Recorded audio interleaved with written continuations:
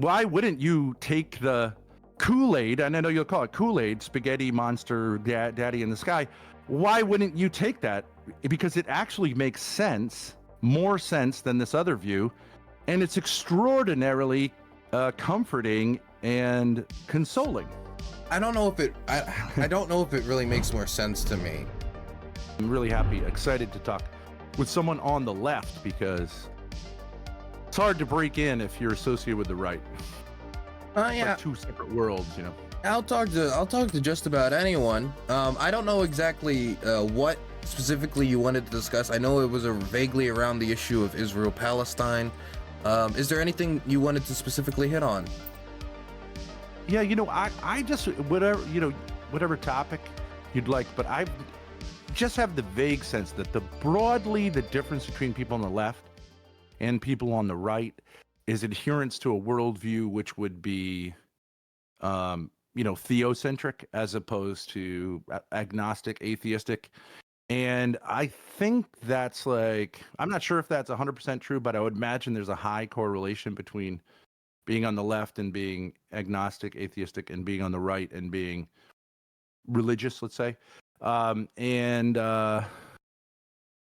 just be curious, because I think in a lot of these things, I think with Ukraine and Russia, there's a deep religious problem at the core of that, having to do with the Russian Orthodox Church and the split of the Ukrainian church, which was done by the patriarch. I'm sure you know this stuff. The patriarch of Constantinople prior to any of this stuff, and it was a kind of a turf war, which has its roots in Orthodoxy. I'm sure you know is a different but similar to Catholicism, but it doesn't have that central authority. So you can get into these. It's like Catholics would derisively call it like a five-headed monster, because there's no one central pope. So you get into these turf wars, and it's unclear who has jurisdiction, and it can be used in geopolitics. And it I would just say personally, it's a terrible tragedy when Christians fight other Christians people and kill them. I think it's just horrendous. Yeah, but true of all people. I think my main aggravation around the Orthodox Church in this war is how political, or how much the Ukrainian Orthodox Church specifically, when it was under the Moscow Patriarch and just the Moscow Patriarch broadly, has been used as a weapon against Ukraine. Kirill, I think the most stark example of this was when Kirill, the Moscow Patriarch, came out and said, if you are Russian and you go to Ukraine and you fight and you kill the Ukrainians, then you go to heaven and you don't have to worry about it. And that type of stuff being... I doubt he said that. He did say that. Specific, you're guaranteed to go to heaven? I mean, that wouldn't... He didn't say you guaranteed to go ahead. I don't think he used the word guaranteed, but he said that is like a deed that will bring you to heaven. That was the point of the point of his speech, was that, by going to Ukraine and fighting against the Ukrainians, you are showing your devotion to the faith. He was trying to show that the war is part of being like a good Orthodox Christian. And I really despise that, because he said to be a good Orthodox Christian is to go to Ukraine and to kill other Orthodox Christians for territory, for border and conquest. It's not like they're going there and they're converting anybody to the Orthodox faith. All the people that they're killing are mostly Orthodox. They might be part of a different... in Ukraine too, but there's like the Catholics and there's Protestants. I know the Protestant community. I've been to a few Protestant churches while I've been here. Yeah. There's Jews here as well. I've been to a few Jewish celebrations here as well, a few of my Jewish friends. But it's a mostly Orthodox. It's like 78% Orthodox. And the areas that are getting bombed the hardest are also the most Orthodox parts of the country. More eastern. Yeah, and the deeper the east you go, you have a lot of Orthodox areas, a lot of Orthodox churches. And I just, that is something that I really despise. And it has made it so that the Ukrainians are reflectively very terrified of the Moscow Patriarch, for decently good reason. And now the people who are going to bear the brunt of it is going to be the Ukrainian Orthodox Church, which is separate from the Orthodox Church in Ukraine, as in it was serving under the Moscow Patriarch until very recently.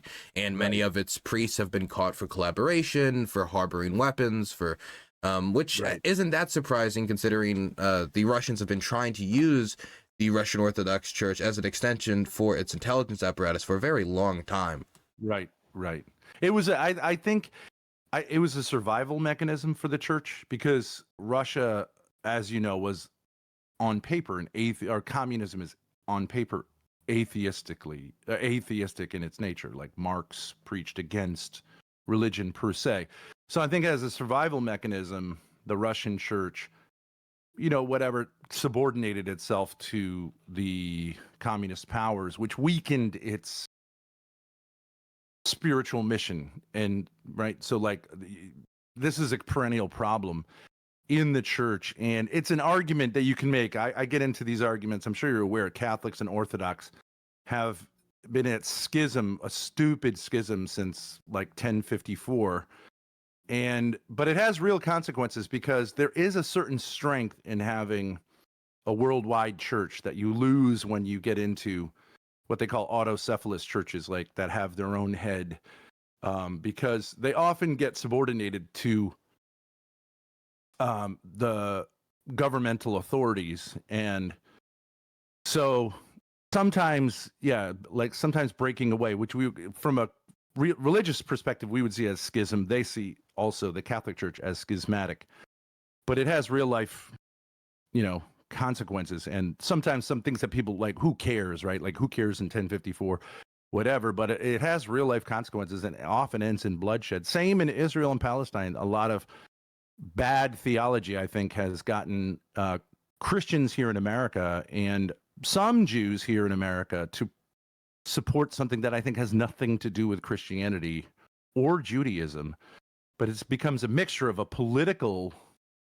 settler. I think you would probably use the term settler colonial project, gets then mixed in with the Bible in a way that doesn't really make any sense theologically, but you end up with this kind of semi-religious, semi-secular thing, and then there's genocide. And it's just interesting. I think when you look at the deeper levels, religion is a deeper level. You probably found in the Ukraine that the religious level is a deep level, and it can motivate people in ways that we in the West, it's sort of foreign to us to like die for your faith. But there, I think it's still a little more real of a thing, more of an investment. There are definitely powerful. People still like rely heavily upon faith here. But when I talk to people about why they're fighting, I don't often get the answer of faith or religion. It's usually some extension of sovereignty, freedom. Sometimes I'll hear like protecting democracy. Definitely if you're speaking the former Euromaidan protesters, which there are a lot of them in the armed forces. I don't often hear that they're specifically fighting for their faith, but there are people who definitely use faith as a comfort and as a tool in order to deal with the things that they see, or in order to deal with just the reality of the situation. It is a comfort for soldiers, much, I think, less of a motivation as to why they go fight. Yeah, I think that's right. But the thou shalt not take the Lord's name in vain, the second commandment, maybe the third commandment. I think that people say that's when people say Jesus Christ when they stub their toe, like, oh, that's what that's about. No.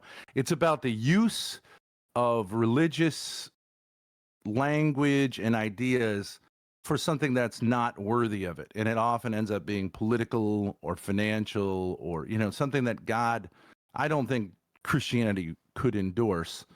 Although there have been, there's such a thing as a just war. I think it could be argued that what the Palestinians are going through right now is a kind of martyrdom, and whether they're Muslim or Christian is like, I do think it's God, like having faith in God is the only thing that's going to get you through that. And I think, I don't know how many atheists and agnostics would be able to survive 70 years of that and now have it all, So it can be a force it's a powerful force. I guess what you say, if you believe that you will be rewarded eternally for your behavior, that can be used like to cause great violence, because there's nothing more handy than people who are willing to die for something. But it can also be used for good. I grew up Protestant. I was raised Protestant, and For me, like the idea of a religious institution telling me to go fight and die for a war is very strange, because there's no like singular religious figure or institution that I particularly looked up to. I was raised on the idea of you look up to the Bible, you look up to the good book, and then that's it. Yeah. You read it, you interpret it, you have your relationship with God, and that's it. I'm not somebody who's particularly religious anymore. I would still maybe consider myself culturally Christian. But for me, the idea of any religious institution trying to tell me the word of God and how that is being used to benefit, and how the word of God is now telling me I need to go fight and die in Ukraine, or the word of God is telling me we need to send $600 million or $3 billion to Israel in artillery shells. I find that a little ridiculous. I think I can get my own interpretation of the book, and nowhere in the book did it say bomb the Gaza Strip. Yeah. Well, but you know what they read is and it is Christian Zionism is largely a Protestant. Were you evangelical? No. Okay, so mainline or like non-denominational? I grew up in a non-denominational church. It was just broadly Protestant. Kind of fundamentalist, or it was kind of fundamentalist. I remember when I was younger, I was told some crazy stuff about Israel by certain Sunday school teachers, but I stayed broadly away from that crowd. It was very just, yeah, not really. I would say it was very moderate generally. Yeah, I think the problem with, like, I was raised Protestant, and the problem with Protestantism is because it's sort of every man his own pope, then you're subject to manipulation, of course, and people who I don't know the whole history of Christian Zionism, but I think it was a pretty much like a concerted effort to push a political agenda into an interpretation of Revelation that it doesn't make a whole lot of sense, and it doesn't comport with like the more mainstream theories historically. But that's I think it's a weakness of Protestantism. You can sort of tweak it. There was a famous theologian who called it a wax nose. You can kind of tweak the Bible depending on how you read it, with less sophisticated readers, to almost do anything you want it to do. You can read Jesus as a Marxist. You could read him as a capitalist. You can read him as a racist. You could read, so I don't know if I'd agree that reading the Bible in and of itself for a modern person who's doesn't understand, this is where you get into this thing like, did a snake talk to the people in the garden? It's kind of, you need a little bit of help with it. You need someone to help you interpret it. And that's why I became Catholic, because you have at least an argument that there is an authority who was established by the founder from the beginning, who continued to act through, at least to some degree, the bishops and the Pope. So it's more coherent. But Pope Francis actually is an interesting figure, because a lot of Catholics in the United States tend to be right wing, and Pope Francis is a very centrist figure. I think he actually could do a great deal of good in resolving conflicts, but he gets sidelined because he doesn't have an army, he doesn't have money. But it's an interesting person in the, he's got a place at the UN, and he's interesting because I don't think he hasn't yet condemned Hamas, and I don't think he ever will, because it sort of doesn't work with the tradition. You can't call a government terrorists. It's two different categories. I guess, like, I just don't trust the institution of the Catholic Church. I don't trust the idea of any institution telling me, okay, this is how you're supposed to understand this book. This is how you're supposed to understand the Bible. We used to say this, but actually in the last 50 years, it's changed. And now this is what God's word on this, his interpretation of this actually changed. And I can see the Catholic Church change its interpretation. And if something is representing the unaltering word of God, it is very hard for me to understand how they could possibly change their interpretations, which has happened during. Could you give me one example of a change in interpretation in the Catholic Church? Like homosexuality and the acceptance of homosexual, for example, the acceptance of homosexual priests. Is this something that is from a genuine position of like accepting like God has now accepted homosexual priests, or did that change recently? Is he now okay with it, or is he not okay with it? Well, I don't know. Are you under the impression that the Catholic Church has This is something that the Pope has talked homosexual about. priests? This is something that the Pope has talked about, and this is something that local, like Catholic. God, I'd have to go look up the story. I did not know we were going to be talking about the Catholic Church today. Sure, no problem. But no, I think you're right in a sense. Like the way something is presented has changed, but like the teaching on homosexuality, which goes back to the New Testament, actually goes back to the Hebrew Scriptures, is that it is not, part of like the way things are supposed to be. That hasn't changed in the slightest.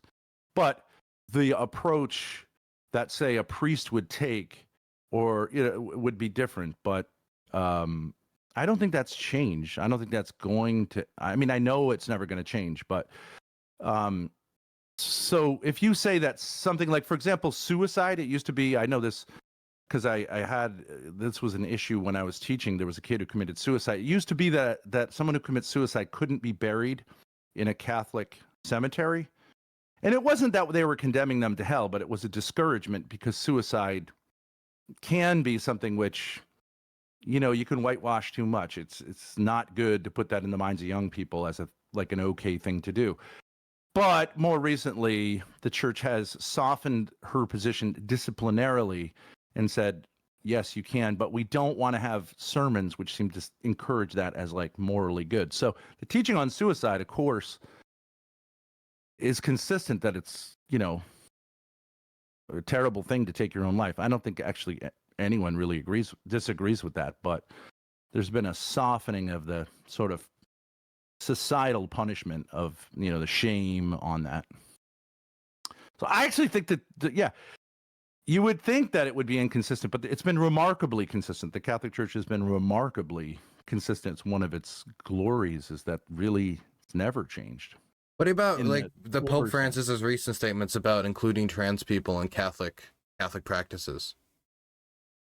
Well, the church has always welcomed all people in a broad sense, right? We've never always. It depends what you mean, but like we would never. The church has never said, like, for example, this idea is a trans woman, a woman, which I don't even know what that means. Like but to say people, like the Pope uses pronouns in practice that are, let's say, phenotypical, like if someone appears to be, so out of courtesy. But he's also said that gender ideology is sort of huge threat to humanity. So I don't think it's do you think that the Catholic Church has been extremely hostile to homosexuals or transgender people? I think generally, yeah. I don't think that's true. More so than people of that time? More so than people of that time.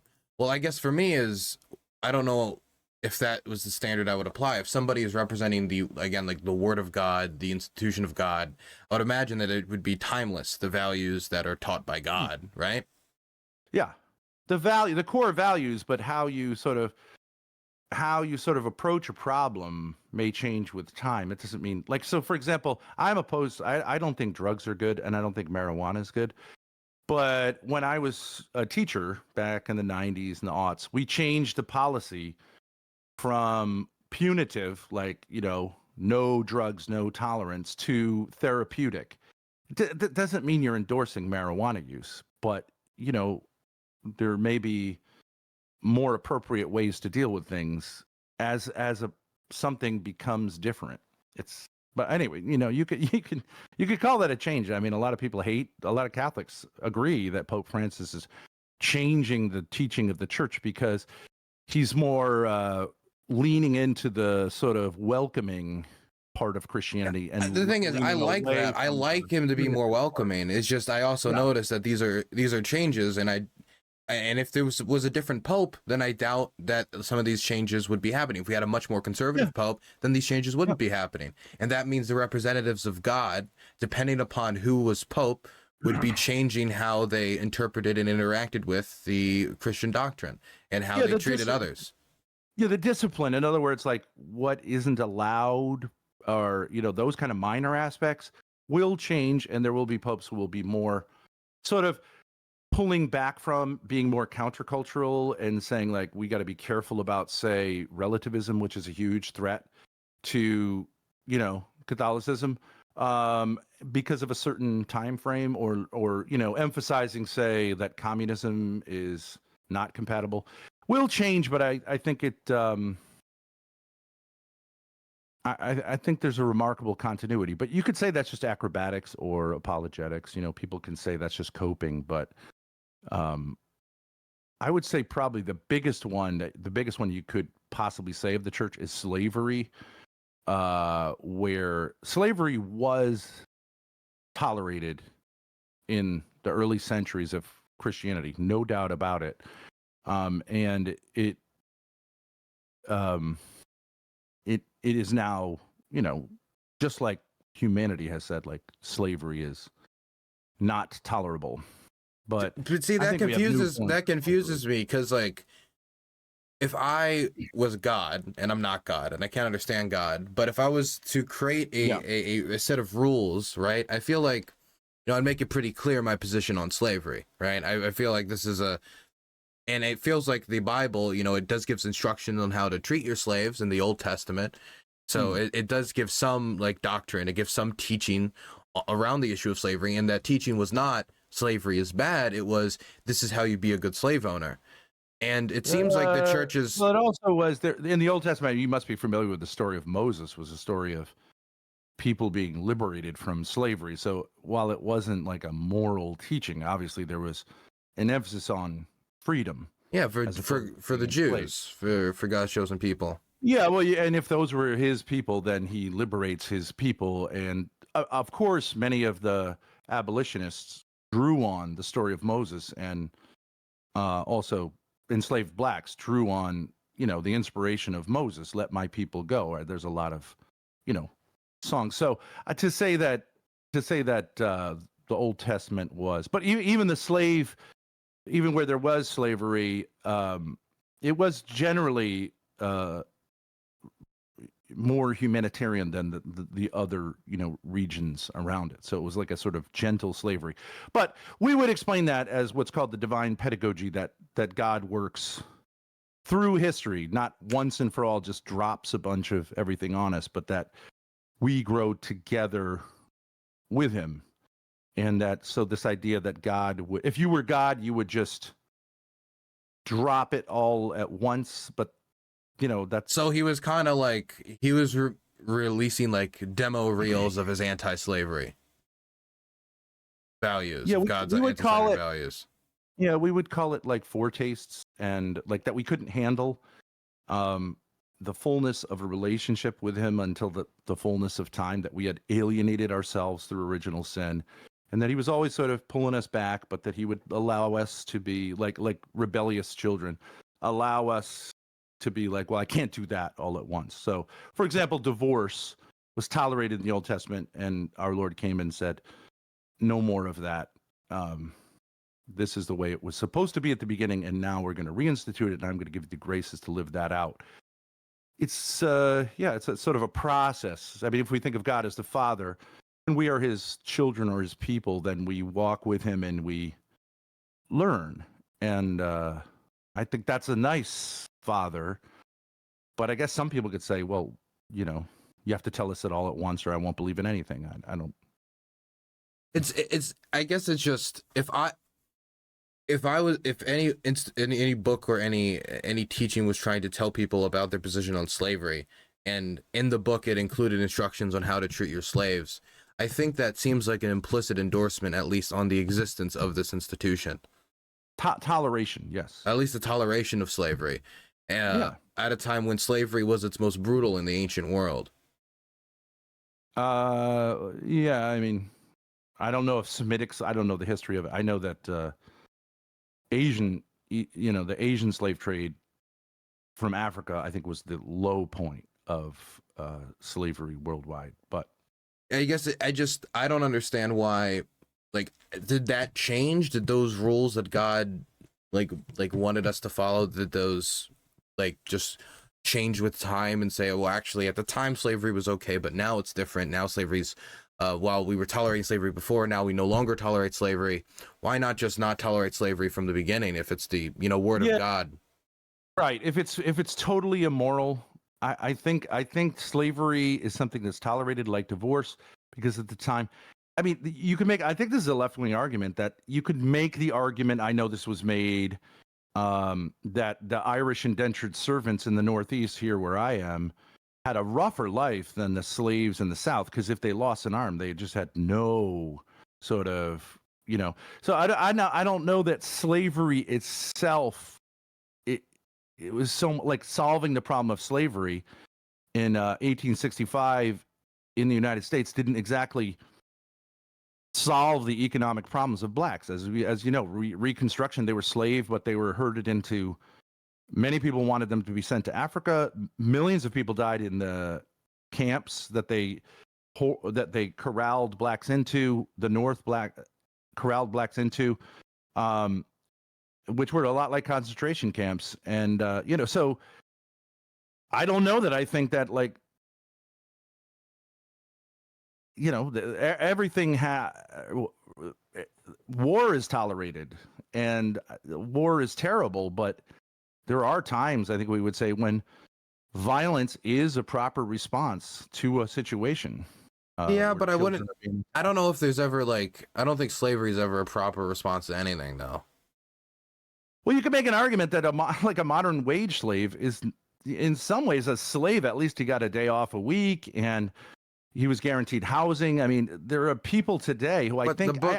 But the book gave instructions on how to beat the slave. Like about how you can beat the slave humanely, like to not exaggerate your beatings and stuff. But that implies that beating a slave is implicitly either tolerated or moral. Well, if you want to say that, like, and this is also a thing on the left, that no people should have authority over other people, including the ability to inflict punishment on them, then I think we're talking about a utopianism. Well, no, that's not what I'm talking about. But I don't think there's ever a good reason for a human being to own another human being.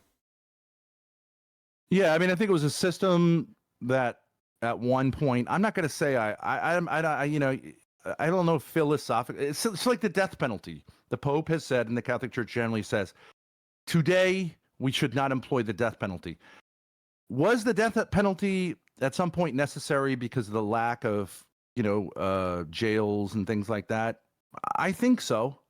I think it can be a situation. Would you say the same thing for, like the institution of slavery? Yeah, you'd have to ask the question philosophically, would it ever be wrong to buy and sell human beings? Is that intrinsically wrong? I mean... No, I don't want to seem like a radical, but I'd probably say yes. I mean, are corporate workers owned by their bosses? No. And are people who... Are people who get into huge, crazy mortgages, are they owned by the banks? If you add up all those people who own you, are you really much freer? Is what I would tend to de-emphasize the celebratory nature that we in America are free. And I think people on the left are aware, like, especially young people, like, you're far from free. It's almost impossible. I have 6 kids. It's almost impossible to imagine them affording their own houses, getting married at a young age, being able to have children, be able to have one spouse at home. And, slaves actually had those things, although, of course, they were subject to, like, near complete control of their masters, which also is not ideal. I think the ideal Christian economy is one where there is a great deal of freedom. And I think slavery was, far from that. But I'm not sure I would celebrate that the world that young people like you are navigating today is so fantastically free, because it isn't. I wouldn't say that our world has like our world is the most free ever, but I would say that there is a significant difference between you deciding to sign up with a corporation to work a 9 to 5, so you're going to give them this amount of time out of your day for paycheck, dental, etc., what you need necessary to survive, and the ability for somebody to control where you go, where you move, what you eat, where you sleep, who, if you can have a relationship, if you can't have a relationship, the punishments you get for not properly working, which can include things like beatings, which there was instructions on how to properly beat. And look, the instructions weren't the worst. I mean, they weren't like beat the slave with the most spiked bat possible, but it was still saying beat the slave using this method. Well, I think these are all things that are very different than somebody consenting to give certain hours out of their day to their workplace. I would say that the freedoms sort of at gunpoint at a certain point, though, if you don't. I mean, by starvation, yeah, but that's just existing. That's just living. Like, everybody has to work to live. And also in modern, well, I think there have been times when people had a little more. I mean, I think the Thomas Jefferson's ideal of the yeoman farmer, of the like family business, small family businesses, was much freer.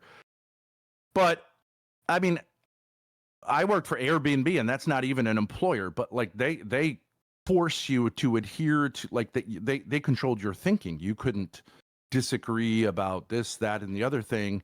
You could post something on Facebook and they would destroy your career because it was seen as being, whatever, hate speech or whatever it was.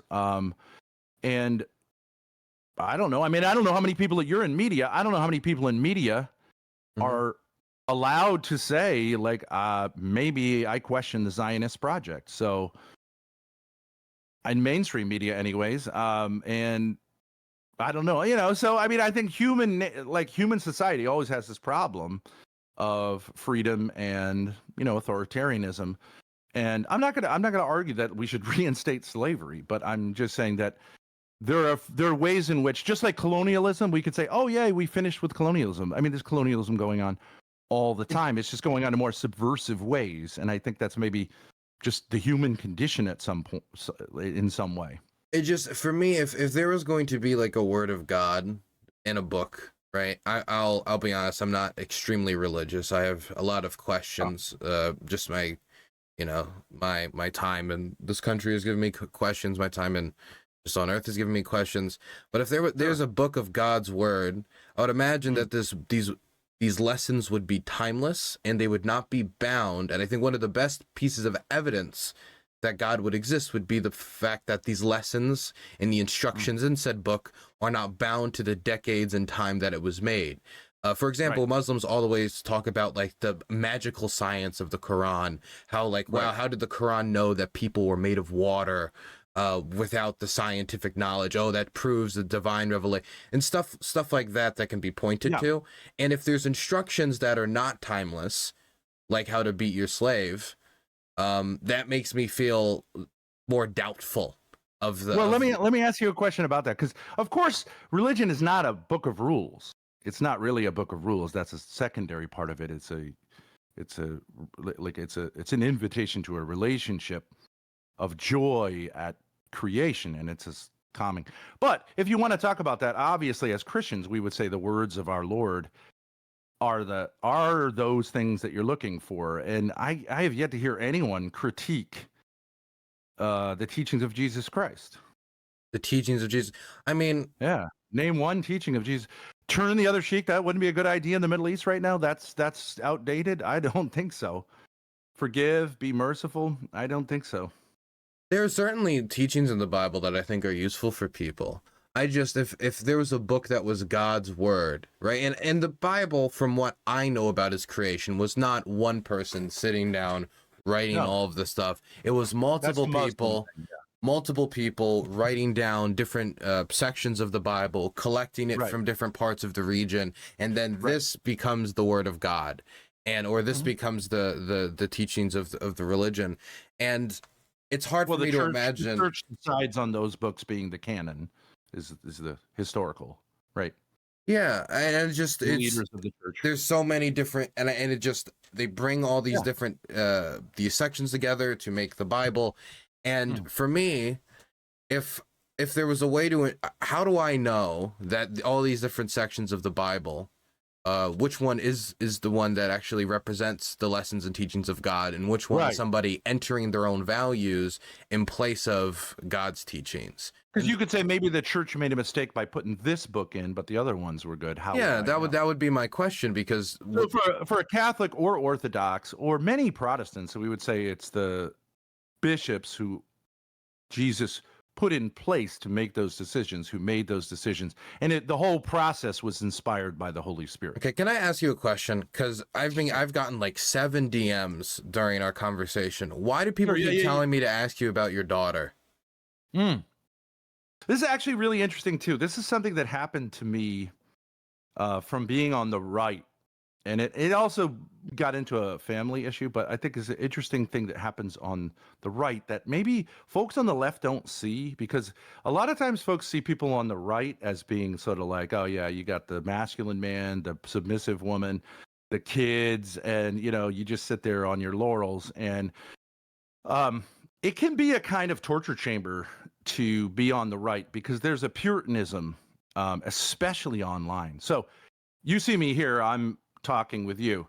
When I first came and debated, I was doing this, and people accused me of, like I told you, being a Jew, whatever that means, from Hollywood or whatever.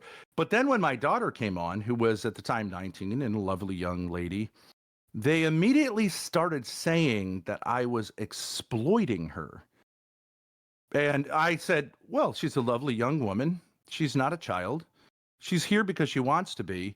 And they immediately started, leaping to that I'm exploiting her, I'm sexualizing her, and that there's something wrong with this relationship. Because I don't think a lot of people online, you don't often see a nice relationship between a father and his daughter. Daughters, usually are like, I don't want to do this. But my daughter wanted to do this. And so, yeah, I mean, this sort of rumor, at a certain point, people are asking me personal questions, asking her highly personal questions. And I was like, no. We're not going there. I'm not on trial for having a daughter who has a warm relationship with me. And so, yeah, at a certain point, I think it's people who are envious. A lot of people have themselves difficulties in our time with father figures. And so they have this sort of irrational hatred of anyone who reminds them of a father figure, which I think I do. And also, especially older women have this anger towards young women because, they've passed their prime. And, this is sort of, I don't know, Freudian kind of dynamic. Plus you throw in like incest porn and the internet being a lot of alienated people. And it just becomes this. I've seen it also independently of that with pedophilia. Almost anyone who seems masculine, it eventually they get accused of being a pedophile, because if you say something like, you don't think it's a witch hunt, which is ironic because that's usually associated with religion. But I actually think when you don't have religion, there's like incredible tendencies to Phariseeism and witch hunts. Yeah, I do think that's true. Like, for example, I would say it's not, I've said this, it's not controversial to me that if I'm at a wedding and I'm a middle-aged man and let's say my niece is there and she's 7 or 8 years old wearing a pretty dress, if I said to her, what a pretty dress you have, I bet the boys all chase you around at school, which I would say is flirting, and everyone would, that's the only term for it, that shows that I'm a pedophile and I'm defending pedophilia. I think that's ridiculous. I think that's totally normal and healthy. But I've had people say that they were going to kill me because I say that on the internet. And I think there's something wrong with that. There's something wrong with that kind of Puritanism, Phariseeism, and it's kind of a witch hunt. There's nothing wrong with saying it. In fact, it's so. But really what weird if people? It'd be really weird if you didn't talk to us, like if you were like scared of a 7-year-old because you're afraid of looking like a pedophile by being friendly in a socially normal context. What do you mean by, like, I'm sorry, I'm just a little confused as to what people, because people are like just fucking going crazy in chat right now. I'm really confused as to what's going on. Why do people keep asking me about this warm relationship with your daughter? Like, what is the rumor? What is the thing? What is the thing that I'm very confused. It feels like the only thing people are asking me about. One of them is grooming. The idea that I groomed her to, you can do the math, to have sexual relations with her. Well, you don't have sex with your daughter, do you? I've never in any way been. I've worked with kids my whole life. I've never in any way been inappropriate with any kid sexually, and I'm not abusive. Your daughter's an adult, though, right? My daughter's 21 now. Gotcha. She was 19 when she came on the internet, but and then there were problems in our family as well, which like my spouse at the time, her mother had difficulties figuring out her position with me, and sort of leaned into this stuff, so that gave fuel to the fire. Lean into what stuff?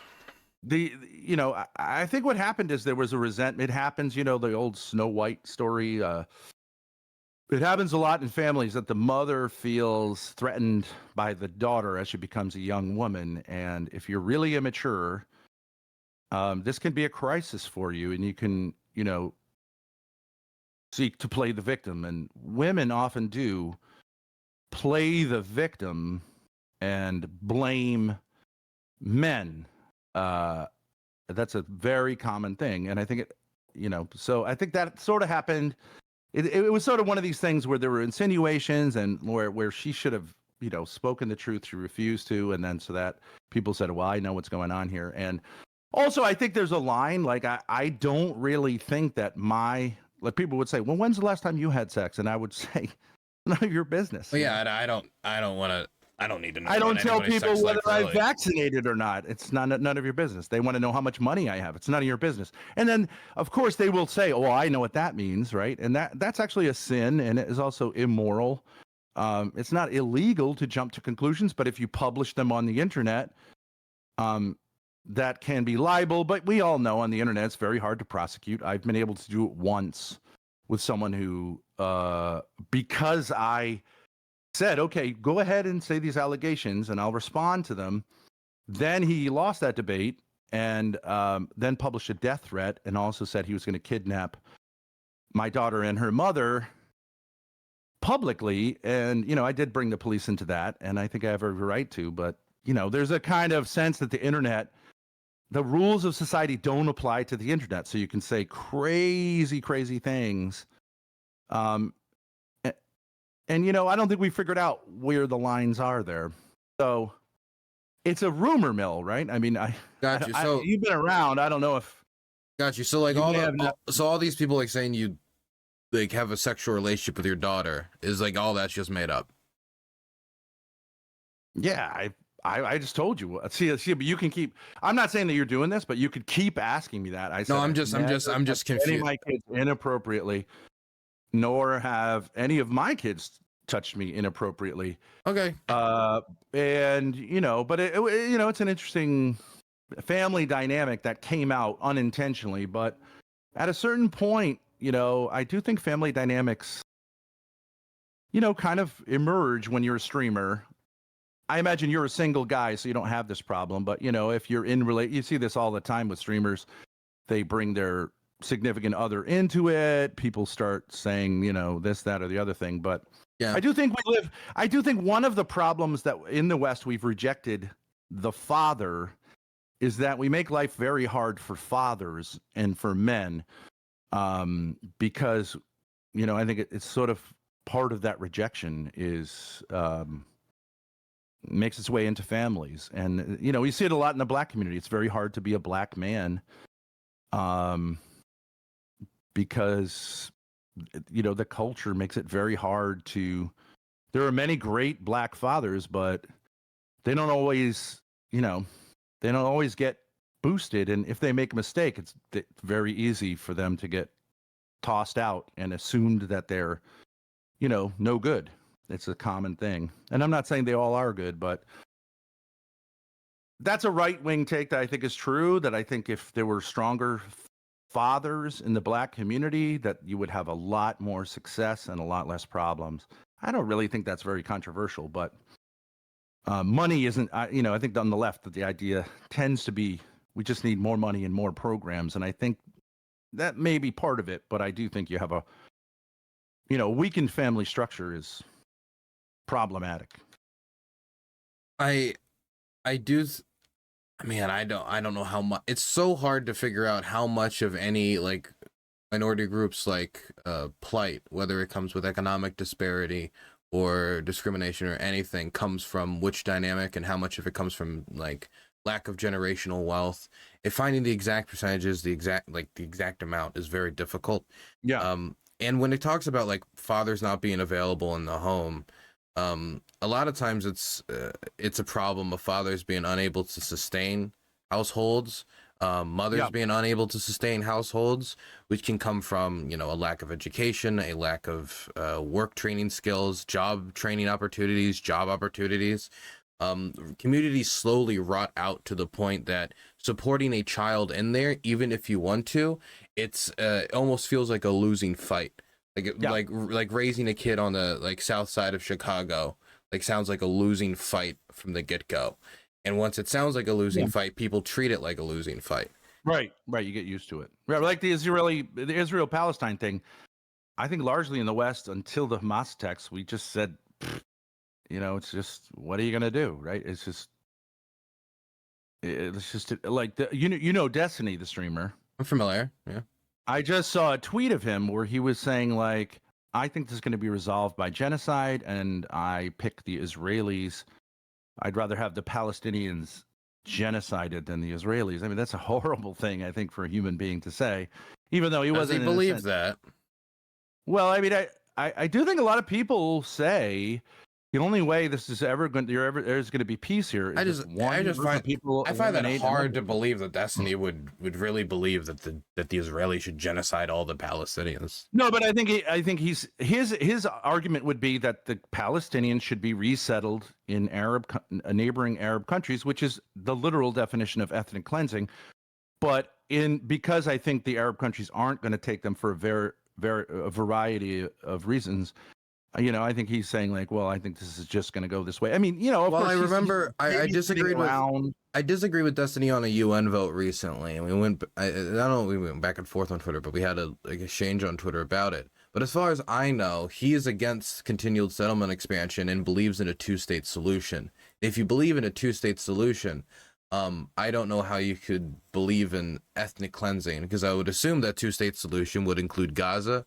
It would include the West Bank. I think from what I know is that Destiny is somebody who's critical of local Arab states like Syria, Lebanon, and other countries in the region, which have had multiple generations of Palestinian refugees born on their lands, but have refused to grant them citizenship outside of a few like cases in Jordan. But even in that, even in Jordan, it's extremely difficult as a Palestinian to get Jordanian citizenship.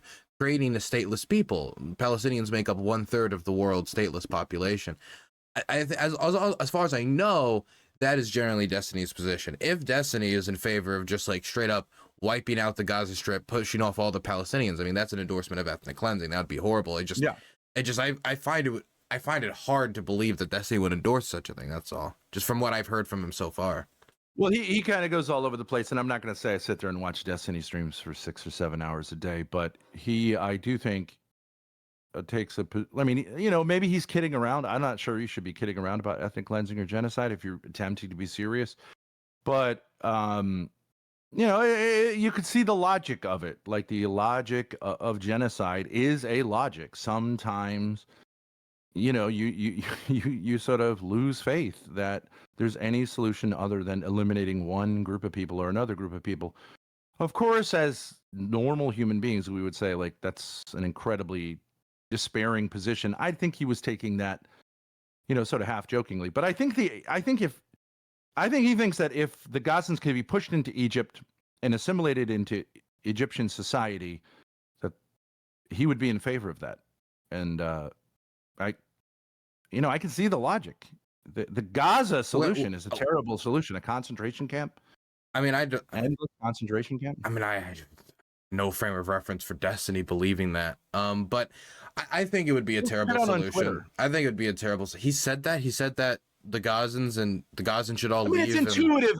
The idea would be that Palestinians aren't really Palestinians. They're just Arabs who happen to be there. That, you know, a lot of them were drawn there by the Israeli the Zionist economic expansion. They haven't been there that long. You know, it's the same kind of argument against like that the Rhodesians had. That was true. Those were largely where Rhodesia was settled was largely empty. There weren't a lot of people there, but a lot of blacks came because of the economic prosperity, and that it's. I do think it's the logic of white supremacy, settler colonialism that is so cynical about the idea of people not being able to live together. But I do think that applies to the United States. I think part of the reason he believes in a two-state solution, the same reason I believe in a two-state solution, is I don't know if peaceful, direct neighbor-to-neighbor coexistence is possible in the near term, and which is why I think most people believe in a two-state solution instead of like some kumbaya one state secular state where everybody like lives together. And it's not that it's a bad thing, it's just I don't know if that's like practical after the Nakba, after the massacres, after the bombings, after everything, if it's practical. I mean, you can look, I mean, just look at the West Bank or look at Jerusalem and the violence that goes on. Yeah, I mean but if you take Zionism out of the equation, Arabs, who are often Muslims, but sometimes Christians, like Muslims, Christians, and Jews have been able to live in relative peace together. It's not a terrible. It's not kumbaya to say like these peoples can live together in relative peace. And I do think actually in Europe, the Jewish minority, despite the enormous tensions, lived in relative peace until modern Europeans abandoned, their Christian heritage and turned to these, racial theories, which caused this. I don't know. I mean, I feel unprecedented problem. There was a lot of murdering of Jews in like Spain and in other countries, and pogroms across much of, for example, the Orthodox world and the Russian Tsardom.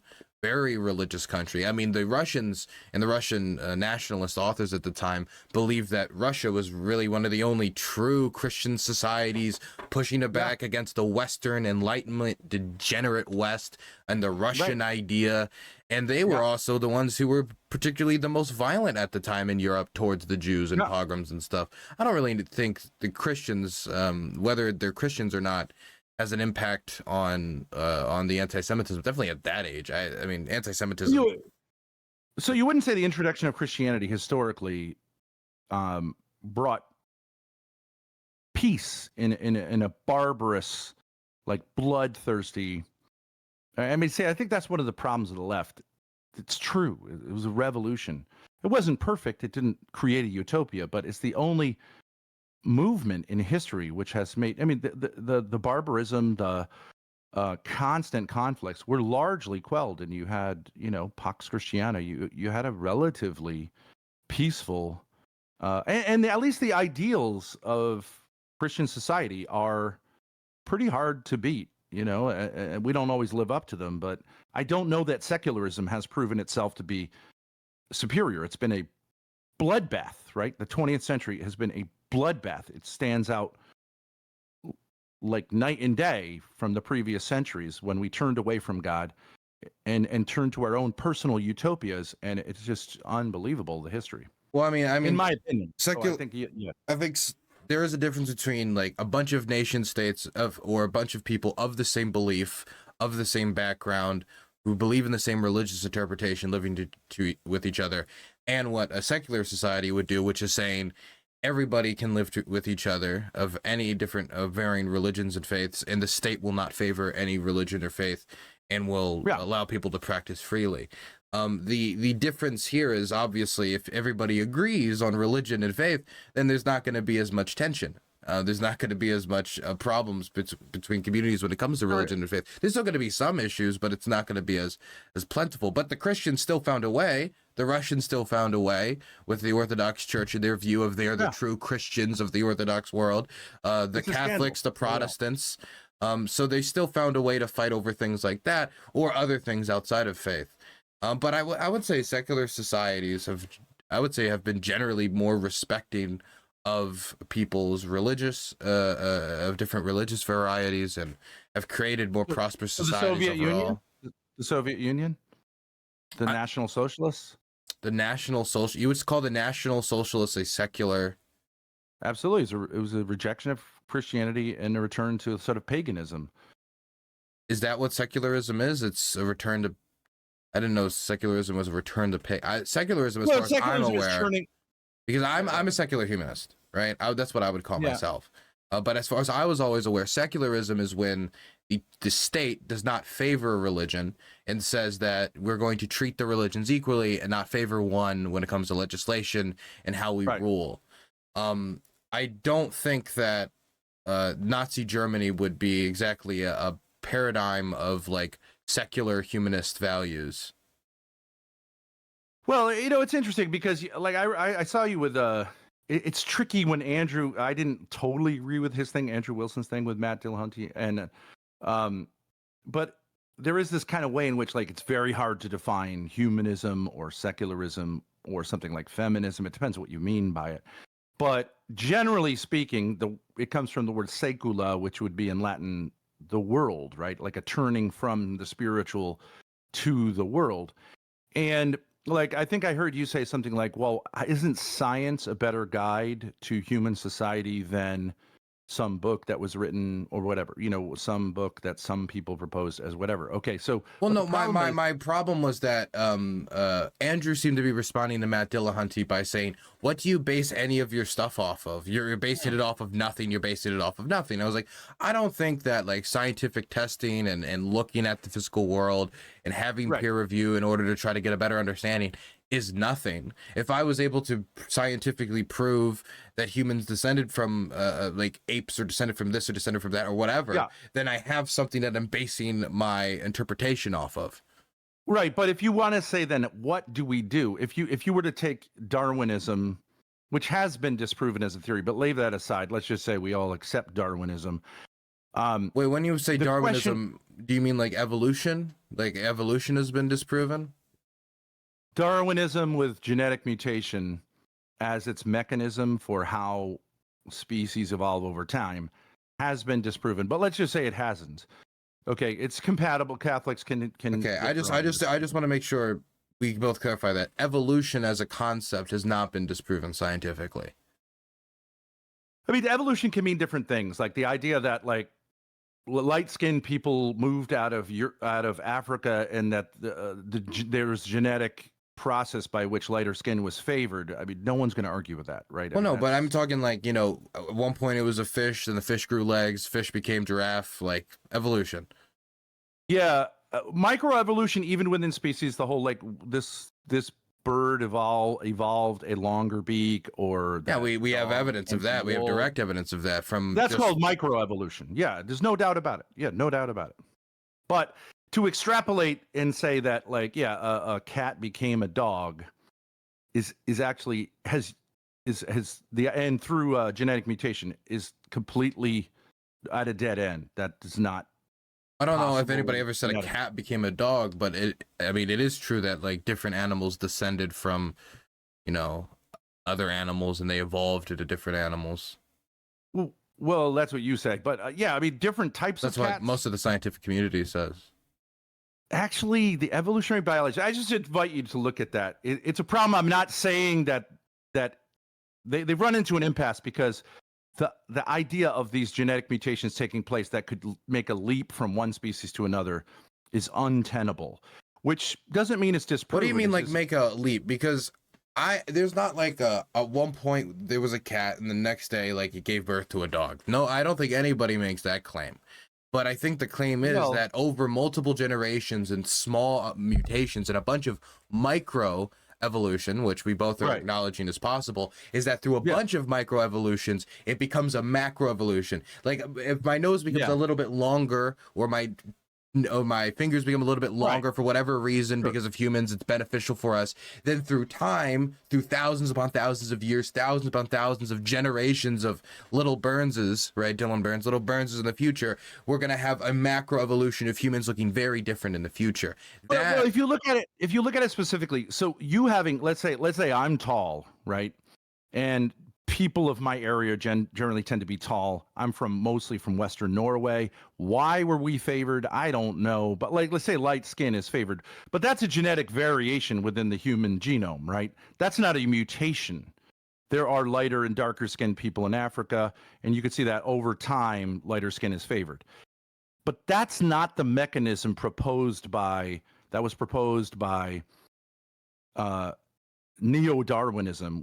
It was the idea of genetic mutations, which would cause big leaps, like going from not having eyes to having eyes, which can't be gradual. And so the idea was, well, maybe because there's so many chances for genetic mutations do happen, and sometimes they can be beneficial. But the idea that this is an explanatory mechanism, there aren't enough chances in the entirety of biological existence to be able to that the odds could ever happen, even two things at the same time could happen. So leaving that aside, though, let's just take it for granted that that's what it was, however exactly it happened. The science wouldn't necessarily dictate that social Darwinism was wrong. In fact, you could say, Darwin's nephew was a social Darwinist, and that the ideas of the National Socialist Party were largely founded on a kind of Darwinian survival of the fittest, that from death comes life. Science doesn't tell you that the Nazis were wrong, and that secular liberalism is right. You see what I mean? It's even if you take, if anything, I think Darwinism leads to violent clashes, because it seems to say the mechanism for the progress of evolution is competition and death. So for the National Socialists to say so our branch of this needs to continue evolving by fighting against populations. You see what I'm saying? Science doesn't say that's wrong. Doesn't say anything about it. Science doesn't say it's right. Science doesn't make a moral statement. Science and morality.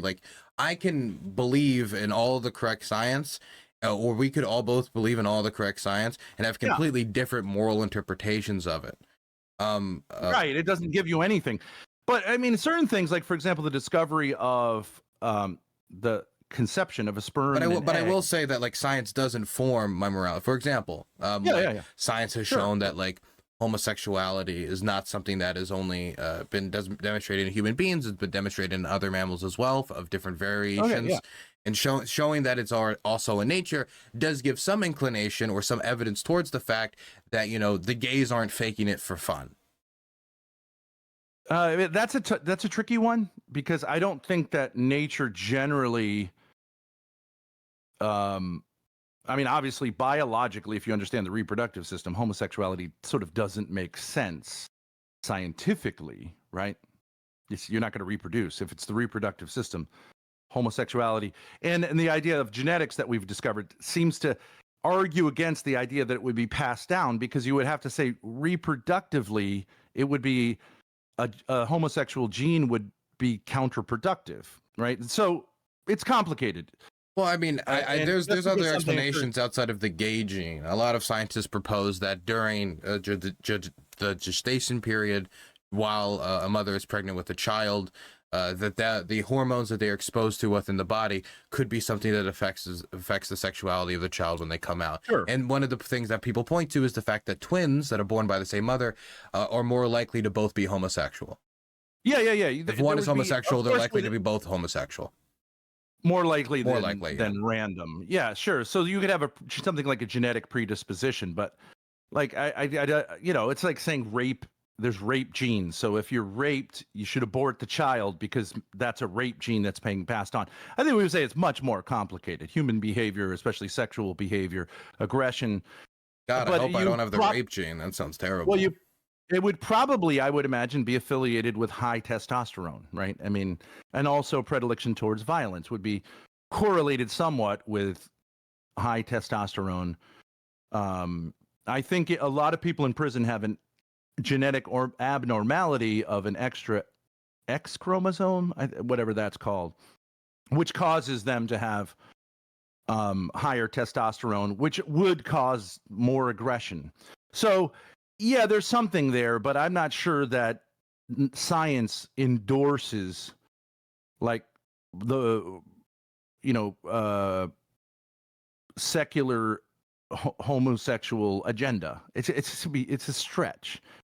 Prima facie, science would, our understanding of the reproductive system would say, of course, this is a violation of the reproductive system. And a violation of the reproductive. You mean it doesn't reproduce people? Reproductively, these acts are not reproductive, right?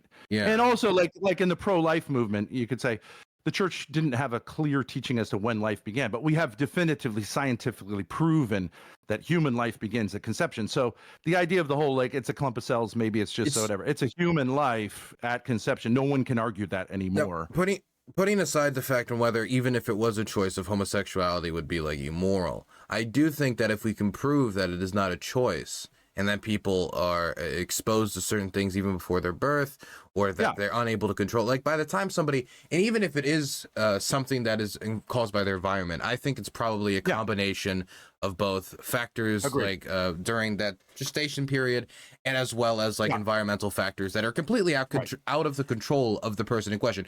I didn't control like whatever could have influenced any me to have certain feelings towards men or certain feelings towards women when I was 5 years old. I had no control, no idea. And so if we can agree on something like that, then that could inform somebody's morality on deciding how do we legislate these communities, how do we deal with these communities, are we accepting towards these communities, or are we not accepting towards these communities?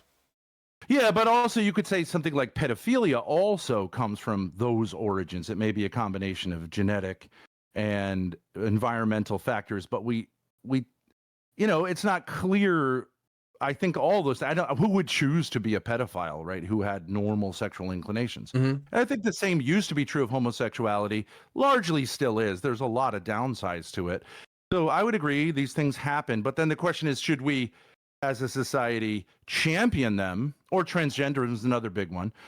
Should we champion these things and say this is like wonderful, normal, or even wonderful, or even better than, or should we say, Well, I would say when it comes to pedophilia, the difference being, of course, is that if somebody was to act upon those things, the damage to a young child is much more than between two consenting adults who both want to have a sexual interaction because they're attracted to each other, right? I think the damage that is done to the child is a lot more, number one, it's more harmful to them psychologically, and a child cannot consent. Anybody under the age of 18, I mean, it's not like 18, of course, is not a magic number, but a 5, 7, 8-year-old cannot consent. And but I don't know that that's the only factor. I'm not sure that's the only, because people can consent to all sorts of horrendous things. Putting aside the fact that, of course, that's a major difference that I want to make a distinction of, because I just want to show that these are two very different things. And there's a history of the equivocation of pedophilia and homosexuality in the United States, and I just want to make sure that that equivocation is not made. I will say that when it comes to pedophiles, understanding what creates a pedophile, both from environmental and genetic factors, whatever it could be, I do think it's important to make sure that we are able to treat these people and to stop them from acting upon those things before they act upon those things, so they can get psychological help to both protect children and to stop and to bring down offending rates. But see, now when you say that, if you say that in a right-wing space, they will say you're a pedo defender, and those people should have a bullet to their brain. And then they'll say you're a pedophile. That's what happens when you get a hysteria. Now, of course, that's common sense. And that also, when they do go for that help, that you don't immediately put them on a list, because then they'll never go for that help, right? So there has to be this sort of liberalism about things like that, because, right? And at the same time, if they act on it, because I don't think there's anything morally wrong with having what I would say are clearly disordered, but whether they're gay, transgender, or pedophilic, are disordered. They're unnatural. none of them are necessarily someone's choice. Let's not use the word unnatural, because these are things that naturally occur. We've seen homosexuality in other forms of like mammals. These are naturally occurring. When we say it's unnatural, it's almost like, you know, it didn't. I mean, if it's naturally occurring, it's natural. No, okay. So now you get into a thing of when I was a kid, we had nearby a zoo, and there were polar bears. And what animals do in confinement is often, although it's natural, like the male polar bear ate the kids that he had with the female polar bear. Is that natural? And that also can occur in nature. I mean, horrendous things can happen in nature that we wouldn't want to say. You know, of course, most animals, it looks like, rape each other, right? There's no whining and duck rape is duck rape is natural. I mean, it's horrible, but it is natural. It's naturally. Yeah, I have a male dog. He had, you know, high testosterone. Well, I think he had high testosterone. He would go to the dog park, and he was not interested in consent. That doesn't mean that I think that we should take his behavior in a dog park and say it's natural, and therefore rape is natural. You see, that's called the naturalistic fallacy, I believe. That's called. Okay, so how would you call something natural and not natural? So then we look at human nature, right, which is different than animal nature. And then you run into the problem, well, who determines what's natural? And you do run into this problem. But we generally in the West understand that. Because I was always of the idea that if it's natural, that means it's naturally occurring, right? It occurs naturally. It is not like artificially introduced. Like we're going in there and making people gay and like turning them into homosexuals outside of like what is naturally occurring. Even though across multiple societies we do have evidence of like homosexuality historically across different species of mammal, we have different examples of homosexuality of different variations. Some of them monogamous, some of them not non-monogamous. Yeah. So I would say that to me has always been my definition of nature.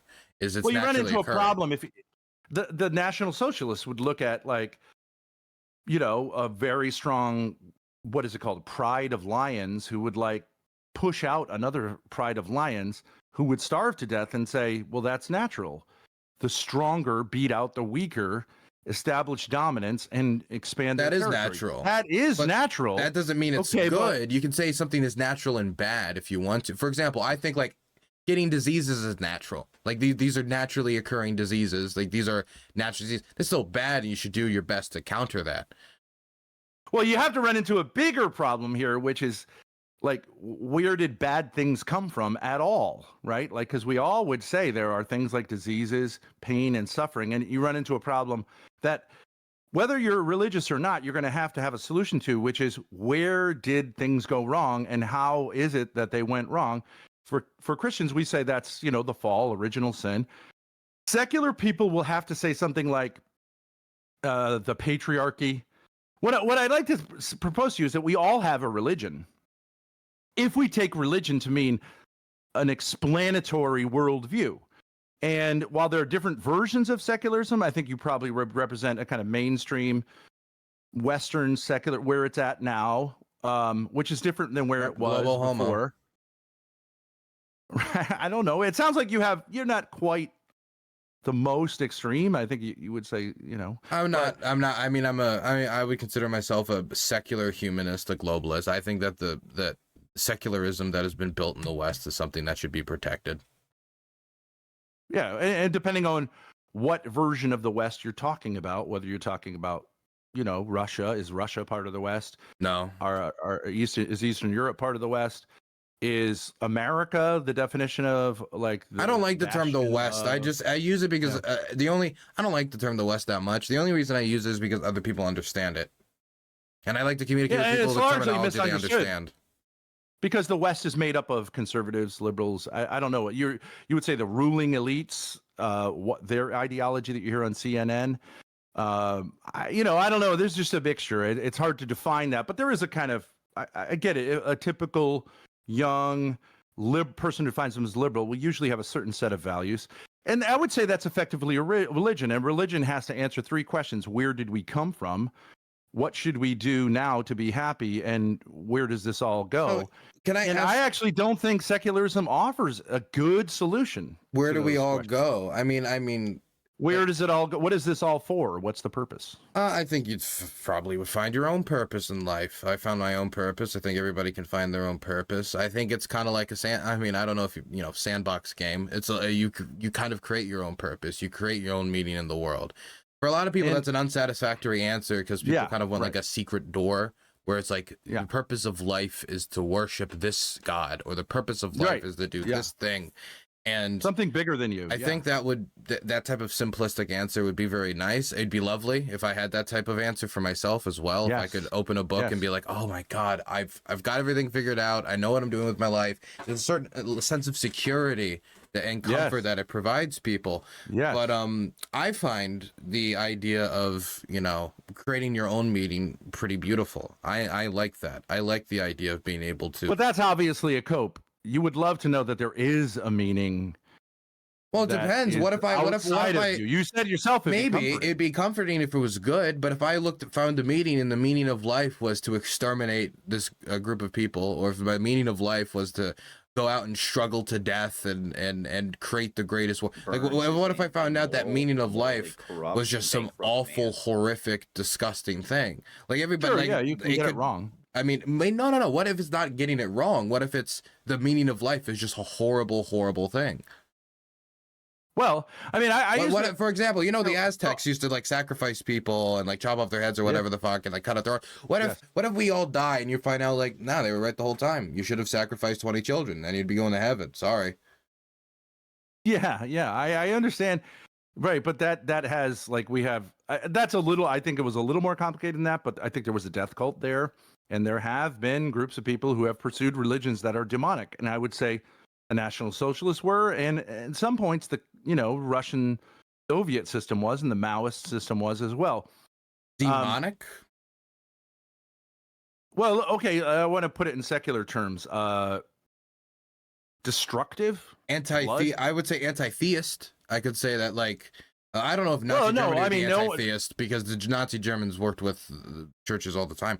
But the Soviets, you could say, it's not really true. They did work. They did work with. I said they worked with churches. They worked with the church, though, and well, it depends, because the neo-paganism. The problem with the neo-paganism is I feel like a lot of times it's over-exaggerated. There was, within the Nazi elite, there was a neo-paganism, but throughout the whole society, the church still ruled. It still dominated, and the conservative factions of the church aligned themselves with the National Socialist Party. Some did.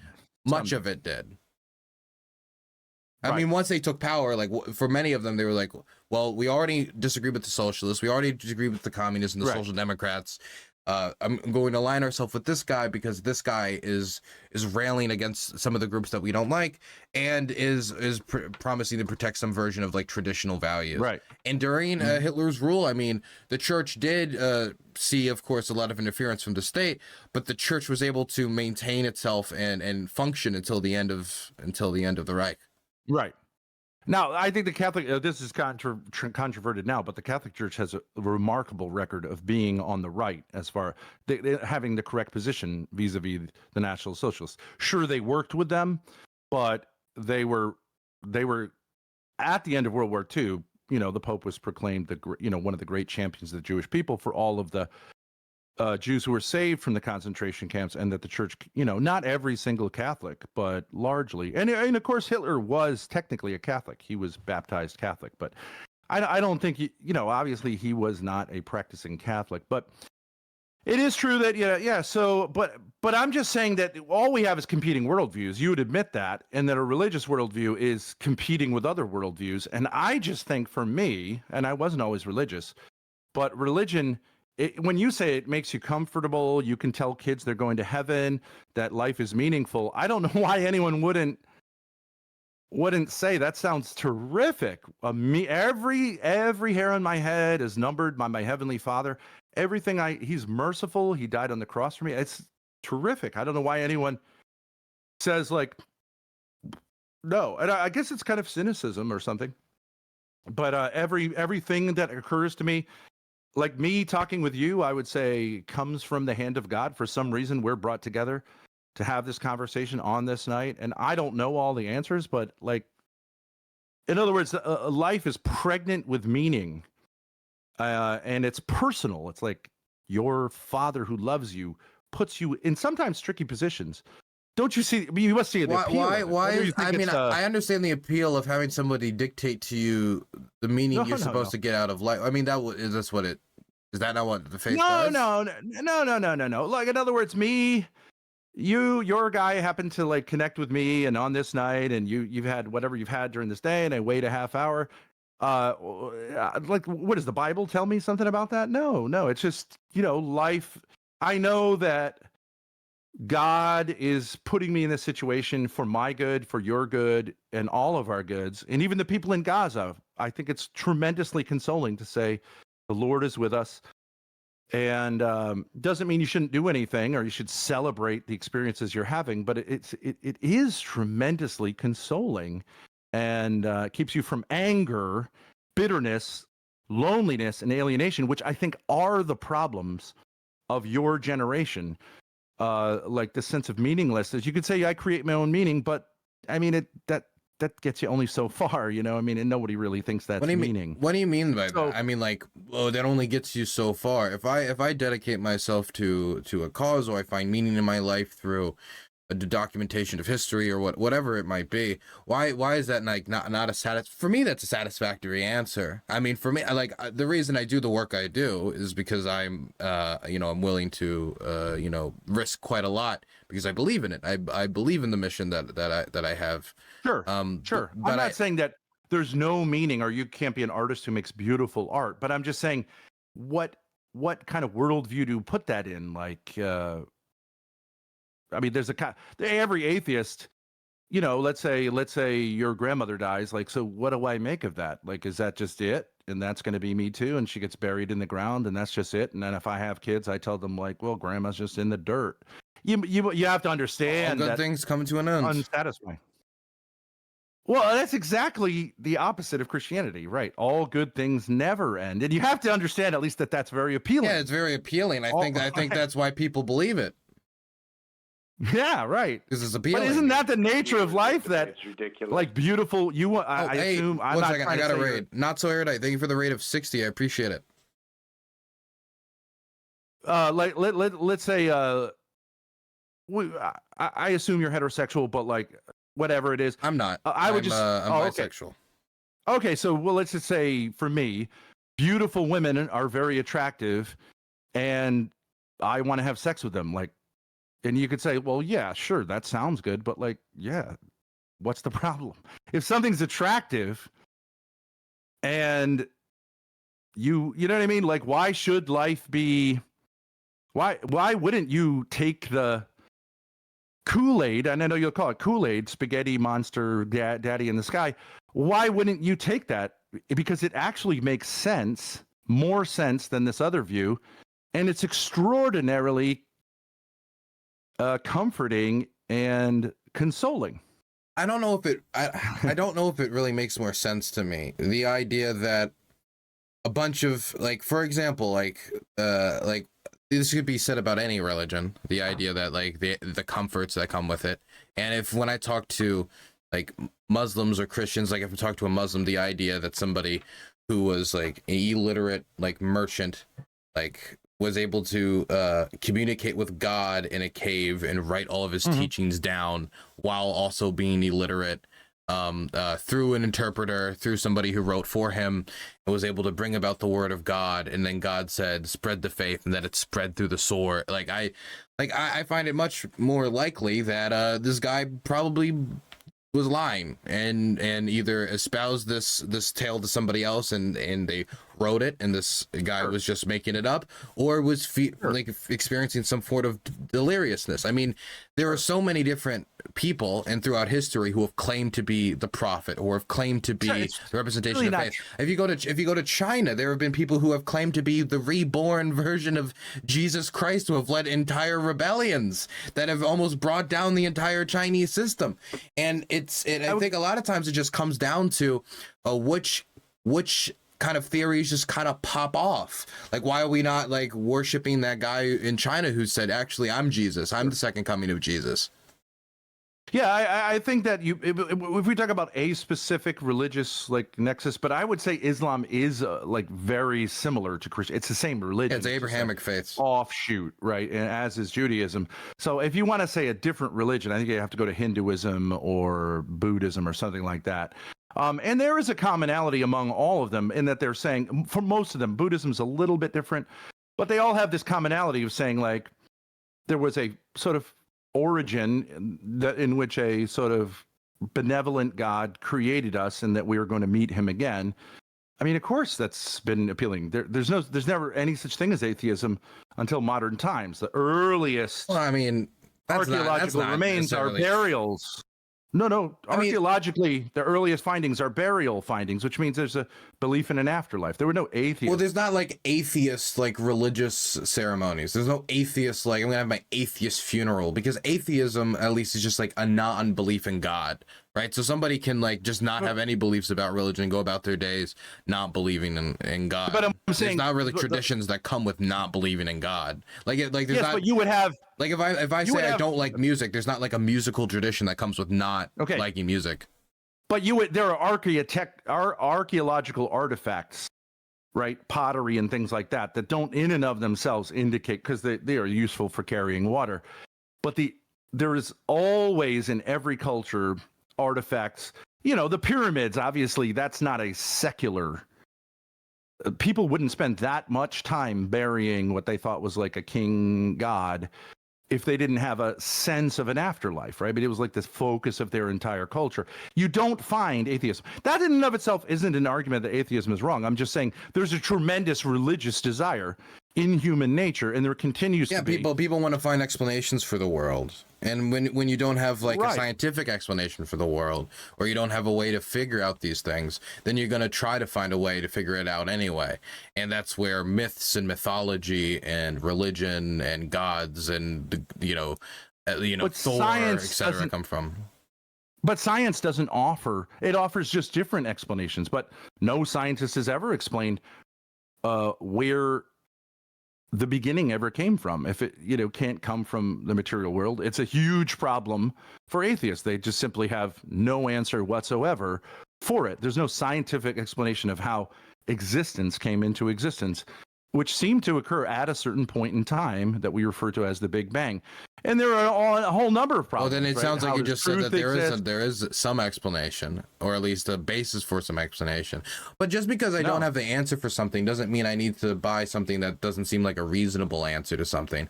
For example, we always choose the best explanation, right? I would say that. And when I read these religious texts, there's just so many stories in them that are just not things that I could ever find any familiarity with. Like when we're talking about like the burning bush or miracles that I have not seen and probably will not see for the rest of my life. Believing that just takes an immense amount of faith that I just You don't believe it takes faith to believe that a bush talked to a person and they said, I am God on fire as a bush. Please go to the like. I feel that of course it takes faith. Well, because you're reading it, you're not maybe sophisticated enough to understand that like ancient texts are different than modern text, right? It's like, what my you read a poem and go, I don't believe that happened. If I read a story and the poem says like a giant turtle like saved a village, I'm gonna be like, yeah, I don't believe that happened. That sounds like bullshit, because giant turtles don't exist and they also want to save villages. Like I would like, and when you look at the Bible, it's full of stories like that. But it's a poem. But you're saying a poem? So you think that these you question the veracity of a poem? Well, I believe. Do you not believe the Bible literally? You think it's like a book of just kind of like fairy tales? No one believes the Bible literally in the sense that. That's not You're true. saying it. That's not. There were the people Psalms of David, for example. There are 100% people believe the Bible literally. No, I met them, because I grew up with fundamentalist Christians, and you can always there are certain things like the Psalms of David. They're poems. Do you believe Noah's Ark was real? Like Noah's Ark. Like that he brought like two of every animal. No, I'm asking, do you believe it was real? Like that he brought two of every animal onto a big ass ship, and then a flood came that God sent, destroyed all of the earth, like genocide on a, I don't know, genocide of the human race on a mass scale, like a start over button. And he was able to like keep everything groovy by bringing all these animals onto the boat, and they didn't eat each other, they didn't kill each other. They were able to figure out a way to make it all vibe, and then they let them loose, and then they repopulated the earth. Do you believe that? On a literal level, I don't think that's possible. But I've always taught that I was always taught religiously that happened, that did happen. Right, that's fundamentalism, and there's fundamentalism in all religions, and what it tends to do is be unsophisticated in reading things. But the ancients didn't read Noah's Ark that way. The ancients didn't see 7-day creation. The ancient Christians saw those as very likely to be 7 epochs, which, to say they're 24 hours days, literally impossible, because you don't have a sun and a moon to keep time with until day 3 or 4. So I do think that we lack sophistication in understanding texts from the past, and we have a kind of what I would call a presentism, where we like tend to think that the way we think is like super smart and like the best, and that people in past times were like idiots, and we use these terms that actually the Israelis use to Palestinians today. I had a debate with Leah Lav-Loon where she called them barbarians, mud somethings, and I think this idea that ancient cultures who think in ancient ways, who maybe don't have like sophisticated computers, are somehow subhuman. I think that could, so can a book from the past, while being an old book, while talking about goats and sheep, be something which is relevant to your life and my life? Well, I'm not saying it isn't relevant, but I think it's relevant as like the same way that like myths are relevant in the way that they can teach stories and lessons. The story of what's it called? Like not Little Red Riding Hood, but Little Red Riding Hood, or the story of like the boy who cried wolf. Like all of these things have like a meaning to them that you can derive from them. But the way I was always raised was that Jesus did perform miracles, and that's how he proved he was the Son of God to his followers. If you believe that Jesus was just doing parlor tricks, or that it was not real, then how can you believe he was the Son of God? Then he was just claiming he was the Son of God, and that's it. And you just got to believe him for just believing him. Right, of course, the resurrection had to have happened, or the whole religion, Paul says it himself, the whole religion is garbage. If Jesus Christ didn't rise from the dead. Okay, but that doesn't necessarily, that's a literal, like that's, historically provable that Jesus Christ existed, largely provable, unlike Muhammad. But that doesn't mean that everything, that there was a literal snake talking in the garden. Obviously that would be a different genre, was recognized to be a different genre, and the lesson there was about disobedience to your creator, and it gives us the story of original sin.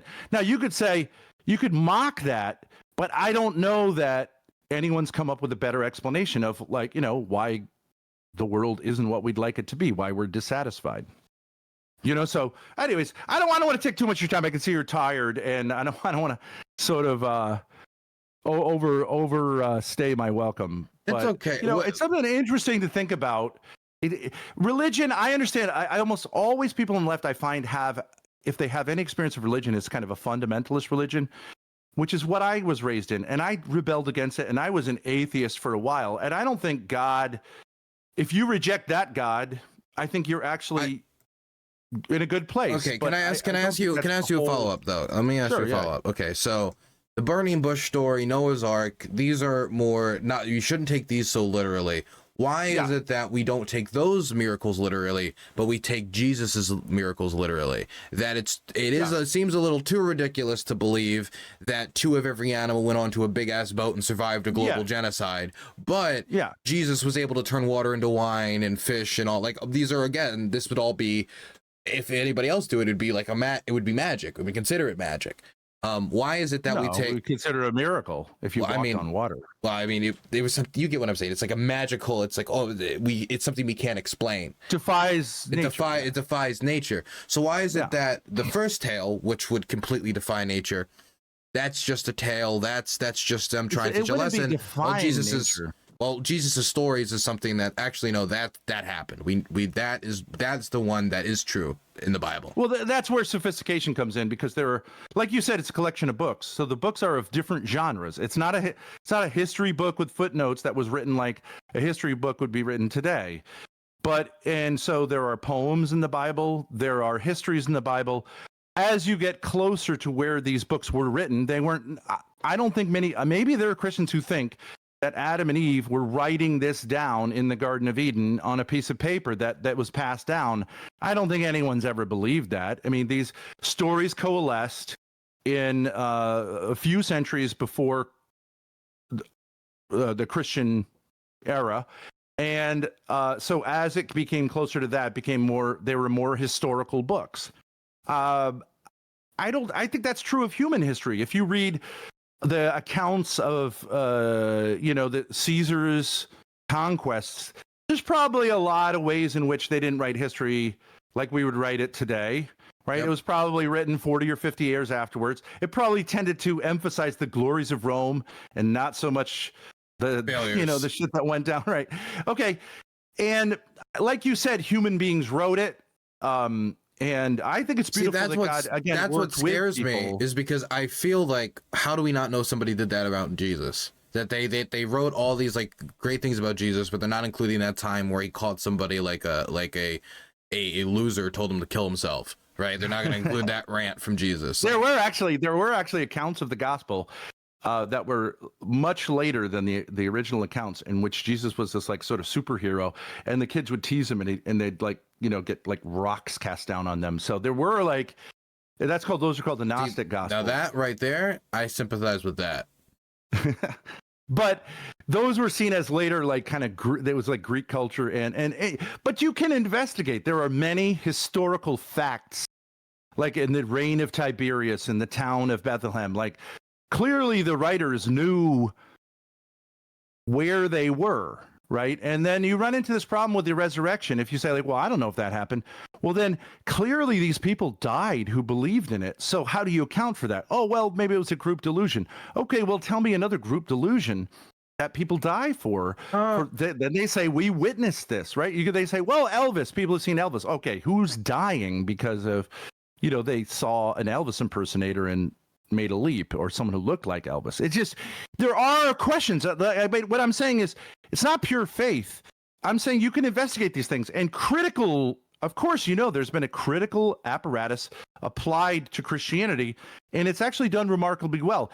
Interestingly, Islam, which is much later, I don't know if I would consider martyrdom proof of a religion's proof of something. I mean, it's proof that people believed. I think it's proof that people believed, and they believed genuinely believed. Like, do you remember that one alien cult that believed that the asteroid came close enough? Heaven's Gate. Yeah, Heaven's Gate. Yep. Like, those are people who truly believed. They all killed themselves for it. They wore the sneaker. They did the thing. Who knows how many of them believed, or how many of them were peer pressured to believe? But I'm sure if we look at history, that's probably going to be true as well, where there's a lot of social pressures to be as part of the village religion, and if you're not participating in the martyrdom. The Jim Jones Temple, people moved to South America, and they saw, at least some of them, engaged in mass suicide based on apocalyptic kind of crazy guy. Yeah, that's true, but that doesn't necessarily mean that they're all the same, right? I mean, that's just it's kind of easy to say, because there are other religions, there are no religions. Okay, all religions are stupid because there are many religions. No, or because the Palestinians are violent, and the Israelis are violent. Well, therefore, it's all the same. I mean, we have to look at it carefully, and when you look at it carefully, I think it becomes clear that there is one side which is the aggressor and one side which is not.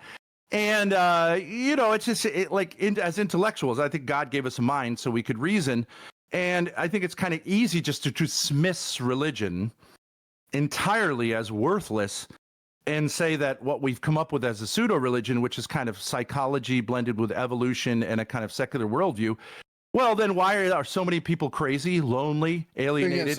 and killing themselves. I don't like completely throw religion away. I love idioms and I love tales and stories in order to teach lessons. In fact, in Ukraine, I have to use translators to interview people because I'm still learning the Ukrainian language. It's difficult because I'm learning both Ukrainian and Russian, and depending on which region you in, you flip up the language, and so you have to learn like everything twice.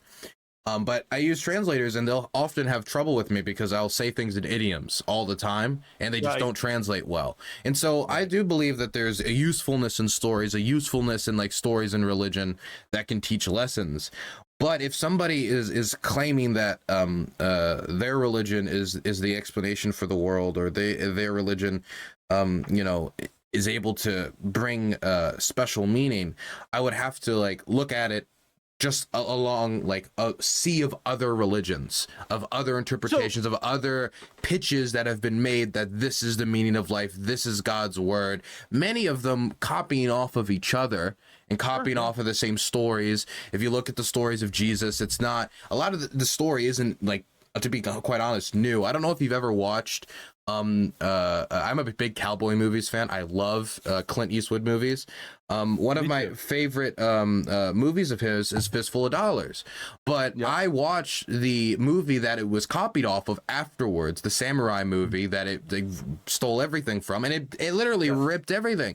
And when you look at Jesus's tale, much of it was taken from other faiths and other stories beforehand. And that's true and that's not something I'm bullying Christianity over. That's true of most faiths, that they steal and take. If you say there are themes of like eternal life and things like that, that's true. Christianity, actually, that's a sort of cheap internet thing where you say it's like Osiris and it was ripped. It doesn't hold up. Scholars have not like agreed with that it's just an amalgamation. But interestingly, it's just an amalgamation. But I mean, if you look at Jesus' story, it has a lot of parallels. Yeah, there are virgin births and other, right? Okay, yeah, that's true. But interestingly, Islam does look like an amalgamation of sort of half Judaism, half Christianity, and then some sort of stuff added. And I do think as the scholarly apparatus attacks Islam, it sort of falls apart. That this idea that, because you have to say in Islam, unlike Christianity, God wrote in Arabic, right? God speaks Arabic. Like that's the mainstream understanding of where we got the Quran. Again, because the Prophet Muhammad was illiterate, right? So like his hand was guided, I think, by the angel Gabriel. That's harder to hold up with, even though that's a more recent religion. Like those texts, I think, come from the 800s, 900s. But it largely does sort of fall apart. So just because you say, well, Islam has this book and Christianity has this book and Judaism has this book, therefore all old books are stupid because some of them have things that are confusing. I didn't say they were all stupid. I'm just saying, like, if I walk into a conference and like everybody's saying I have the thing that will make you tons of money at this investment conference, and everybody's giving you their pitch over and over and over, I'm not saying none of them have any good ideas. It's just like if there's 1,000 people telling you the same thing, that they all have the same solution to the problem that you have, like, why should I value one over the other, especially if I can see them stealing each other's homework? Okay, but secularism is another person trying to make that pitch. Why is it? See, this is, I think, the trick.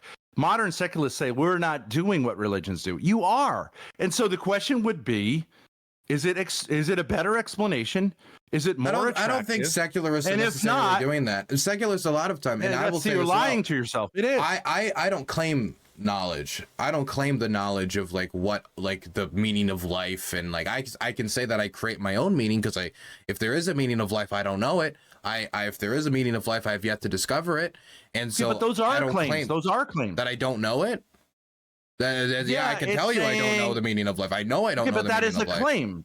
That's a claim. But you say I create my own meaning, and that is the meaning of life. And that's a claim. And if it's attractive as an explanation, because we all want to have meaning, whether we admit it or not, right? You'll say like that's what people sort of like, that's what motivates people. If they have no meaning in their lives, they tend to get into drugs, alcohol, suicide, masturbation. It just tends to be this kind of, okay, so you're making an appeal, make your own, right? And that's the great promise of the, what do you call it? Global homo.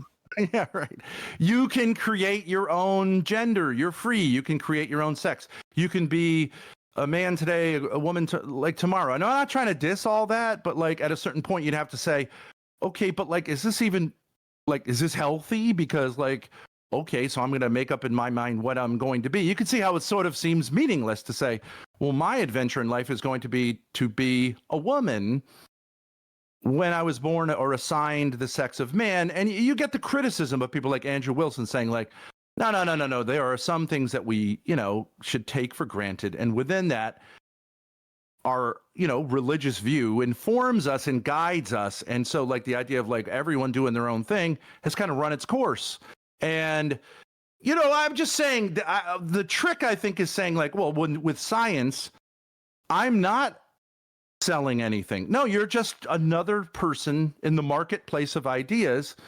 And I just think what you've been sold and what you're selling sort of sucks. I don't see the appeal of it, but I think the appeal is kind of like saying F you to life. It's just I feel, to bad experiences you've had with other sales. It just feels like a lot of times like people are walking back from their conclusion, where people want to see a good economic forecast, so they look for the good economic forecast and they're like, well, there we have it. So the economy is going to be good. My investments are fine. Don't worry about it. Where yes, I am much more willing to say, yeah, no, actually we might be headed into a recession. We might be going into a Great Depression. We might have no idea with the economic path that we're going to go down. And I wouldn't even call myself an atheist. I'm still culturally Christian. When I was younger, I was more religious due to my mother's faith.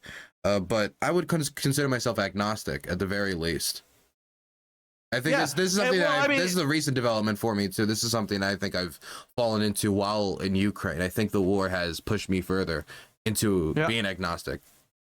Well, you could say, right, it's very valuable. People have made a lot of money by saying, I'm not economically going to ride the highs of everyone's buying, everyone's being ridiculously optimistic. I'm going to hold off because I think it's crashing and I'm going to buy low. That's actually very smart. But you'd have to say for people like you and I in the West, it's the more contrarian position is to say, actually, maybe the church had it right? It's kind of easy to go with the flow of atheism. But if you're actually looking at where atheism leads to, and what more traditional values lead to, it's hard not to see the appeal. And you could say, well, I don't want to be comforted. Okay, well, who doesn't want to be comforted? Who wouldn't love to tell their child, like when their dog dies, that like, that's all in God's plan, or when the kid has cancer, like God loves you very much. It's a tricky one, but like sometimes God sees fit to put people through trials and, to give meaning. It's very appealing. Even people talk about Santa Claus. Santa Claus is appealing. I understand that the idea of the man in the chimney who comes down, right, for a lot of people, I think that's a form of child abuse, but St. Nicholas was a saint. I think for me, knowing that this is my life and my only life, and that passing, I don't know this for sure, but when passing, that there's a good chance I'm going to pass into the infinite. Just nothingness. I think there's a certain beauty of knowing that this is my one shot, my one life, and I should make the best of it. And I should not live with reservations of, well, I need to live for the next life. I need to live for the life that comes after this. A life that I don't know it's going to come. And I've seen people around me live for the next life that might never come. If they find fulfillment while doing that, that's fine. I respect them in their faith. I respect people who can devote themselves to anything wholeheartedly, period. But at the end of the day, I want to live for the life that I know that I have.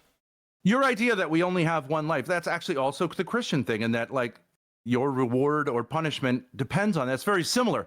So I think that modern secularists, in some ways, they're like bad Christians. Like you retain a lot of the Christian heritage, which is why you're Western, but you've kind of lost the meat of it. And like, so like the idea of, well, I find some value in the stories, right? Like most societies find, like I'm sure Greeks that know Greek myths find some value in hearing about who Thor plowed in the ancient times and had affairs with, but most of them will not say that they believe that the thunder god exists. But there's still a value you can derive from it. Right. Pure mythology. This is the Jordan Peterson thing. He more or less looks at the entire corpus of the Bible as, moral stories, and they're incredibly valuable. The story of Cain and Abel is a tremendously valuable story about jealousy. Psychologically, it's never been beat. But, there are problems with interpretation, just like with anything. But there are also problems with the modern secular worldview, because, like I would say, talk to a National Socialist. If he believes in evolution, from the 40s, he's like scientifically, in a sense, more right than you are, because Darwinism is a natural sort of starting point that ends in National Socialism, and I reject that completely. I just it's interesting. Reject that. I reject, because I'd love to talk about it with you sometime, but I mean, it's interesting how that's true, because and I know it's tricky to say, well, then how did it happen? God made a giraffe and stuck it, right? I'm not saying that. I'm saying obviously things progressed in some way, but the idea that there wasn't an intelligent,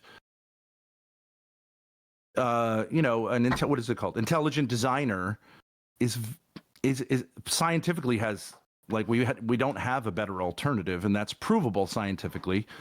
And I love that, and maybe it will be. I do not. I mean, I don't know. I can send you a video about it. I'm not an evolutionary biologist, but. Okay, I just a large number of evolutionary biologists, the people who specialize in it, have recognized that. There's just so many problems with the human body that it's hard for me to imagine that it was like that was made by intelligent designer, and it kind of there's flaws that we find. There's diseases that we're more susceptible to than other species that end up killing us at much higher rates, that an intelligent designer could have introduced a DLC update for if he really wanted to protect us from those diseases. And I love having a body. I love looking at other bodies, and I think they're a great gift. I love my body. I used to not, but I love. I'm happy with my body, but if I'm being told that there's an intelligent designer, I feel like there's some updates and changes that could have been made to make human beings more, make human beings healthier, make them more susceptible to damage. Yeah, I mean, this would come from this. Then you would get original sin would come in with this, like that. Obviously, in the Garden of Eden, we didn't have a lot of these problems. That, in a sense, like HIV is in some sense was not part of the original plan, so that's accounted for. See, but that gets me, because it's like, oh, there's an intelligent designer. Okay, but what about these flaws? Oh, the intelligent designer decided that you're going to have those flaws as punishment. And it's like, okay, well, so the flaws in the intelligent designer system is explained by the designer deciding that he was not going to completely design the human intelligently or purposefully design them in a way that's going to be susceptible to problems.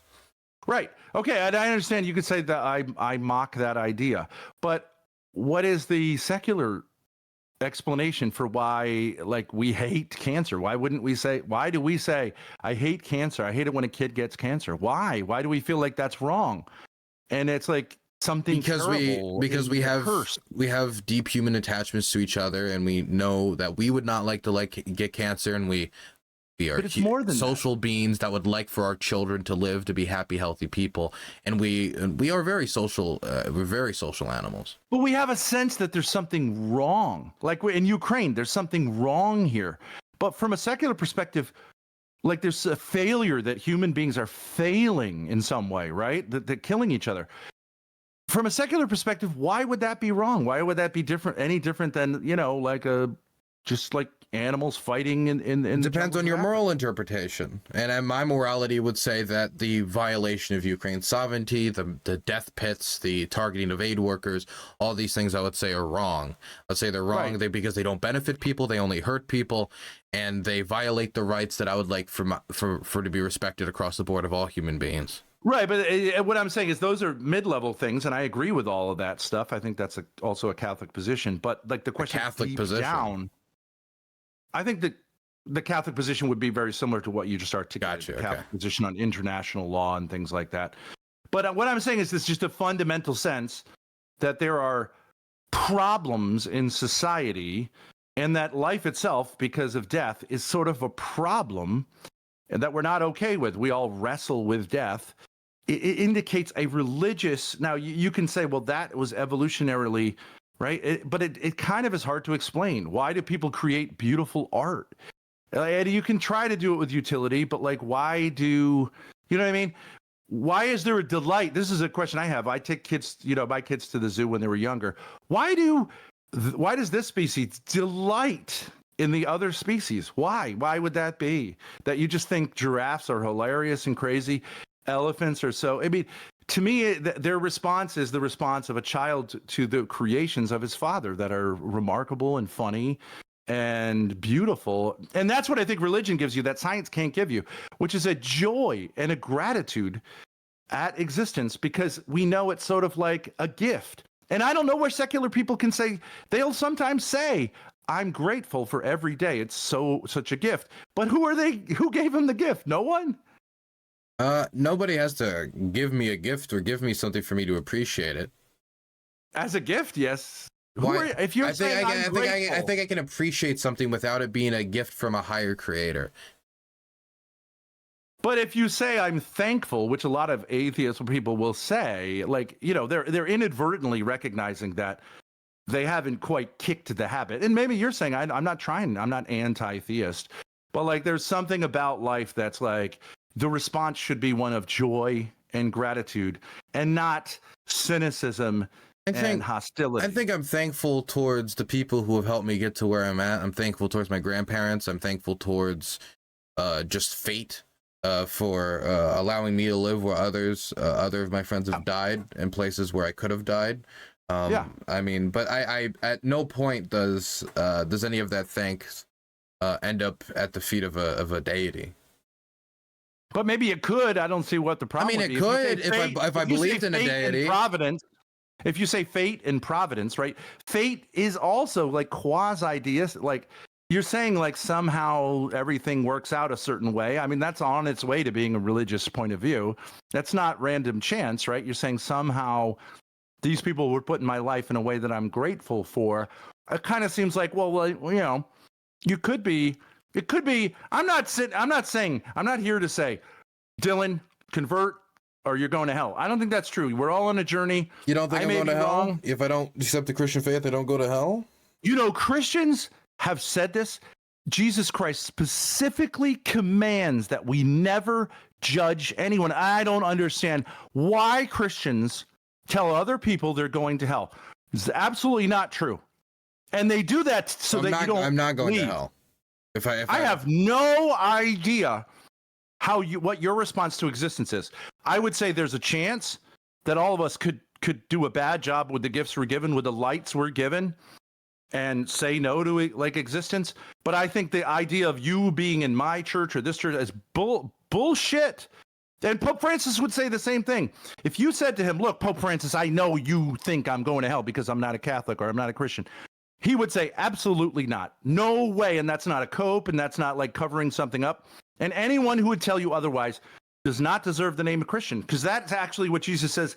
Most importantly, we don't do is condemn people to hell. So I think we should have more conversations with people of faith and not of faith. But like, I hate it when people do that. They do it to me. And I'm a Catholic, and other Catholics say, you're going to hell. I know you're going to hell because you missed church. And I'm saying, like, don't you? You're condemning yourself to hell by saying that. But it's interesting. I really want you to tell all people who are non-committed believers that Christianity does not. And if you press Protestants, most Protestants, and all Orthodox and all Catholic, which is the vast majority, ask people in Ukraine whether they think if you're not a Christian, you're going to hell. They will say no. The priests will say no, no, we don't know. But it's great if you're on board, because then you have the sacraments and all this stuff. But we do not know. It's right in the Catechism of the Catholic Church. God fear, whatever. Earnest seekers, God welcomes. I mean, you end up with this thing. So the Native Americans before Christianity arrived, they're all in hell. And you will find Christians who say, absolutely. It's ridiculous. It's a ridiculous position. But that's why people reject Christianity, because that's ridiculous. That's clearly ridiculous. Any God who would condemn the Native Americans because they didn't happen to be born in a place where they could even possibly be preached the gospel, that's a foolish religion. And, it is not mainstream Christianity. It was good talking to you, man. We've been going for over 2 hours now. I think it's probably time to wrap it up. You.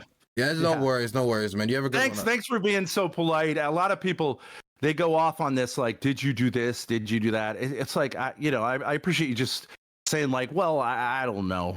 What am I going to say? I don't know, man. I mean, people are saying stuff, but I don't know.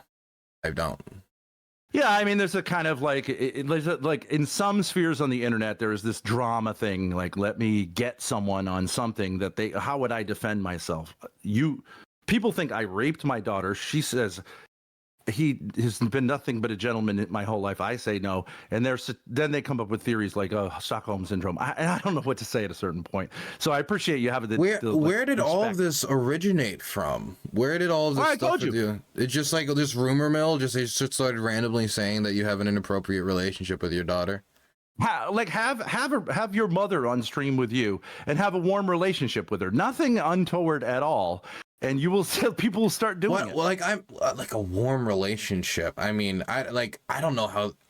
I don't know if my grandmother went on screen and said hello and I said hi grandma and I kissed her on the cheek. I doubt anybody would take away from that as Dylan's like doing stuff with his grandma. Like yeah, I don't. Maybe not, but maybe. I'm sure some people would. I mean, I don't know how your chat is, but like chats tend to be like, if I'm talking with a black person, they'll say racist stuff. And I think they're mostly kidding around. If I'm talking with a Jewish person, they'll say anti-Semitic stuff. I think they're mostly kidding around. I don't tend to like super police because I think, it sorts itself out. But there is a problem with, I think probably for me, like I come across as fairly masculine, I think, although a lot of people say, no way, you're the biggest wuss I've ever seen. And I think a lot of people have sort of issue. When I used to teach high school, there were certain kids I would stand in front of and they would hate me because I reminded them of their father. You see what I'm saying? And they would cause problems. I was like, where does this come from? And then the principal would say, him and his dad don't get along and you look like, you know what I mean? So I think that's what happens. And, but that stuff you tend to get vetted and then you get through it. Either you grow thick skin or you, I'm sure you've been called an agent, right? Have you never been accused of being like an agent for, I don't know where you stand on the Ukraine thing, but I've been accused of being like, some people believe I'm the grandson of the CIA director because my name is Dylan Burns and the CIA director's name is William Burns. I get accused of stuff like that as well. Oh, it's just such a like a left field thing to just see in chat. Like this guy like does this with his daughter. It's like it's just very out of left field. Yeah. Do I have a warm relationship with my daughter? Yes. Do some people find can you define warm relationship for me? Like it's just like you love your daughter. I might say hi sweetheart, hi sweetheart. Okay. And other times I'll be a little bit like, she's been through a lot. So I mean that I think probably comes from, we've had a lot of trauma. So sometimes I'll be consoling with her, sometimes I'll sort of push her. And I have an exercise personality. So, this idea that any woman in the presence of a man who may be correcting her or angry towards her is being abused is a huge theme on the internet. And I do understand that if you see a big man talking with a smaller female, if you walk in on that, it can look like abuse. But I just think that's not necessarily the case. So, it's drama. It got a lot of views. I'm happy to be talking about more substantive things than like whether or not I abuse my daughter, because, there's only so many times you could say no before you're like, all right. Okay, man. Well, you have a good one, okay? Thank you. Bye-bye. Was an interesting conversation.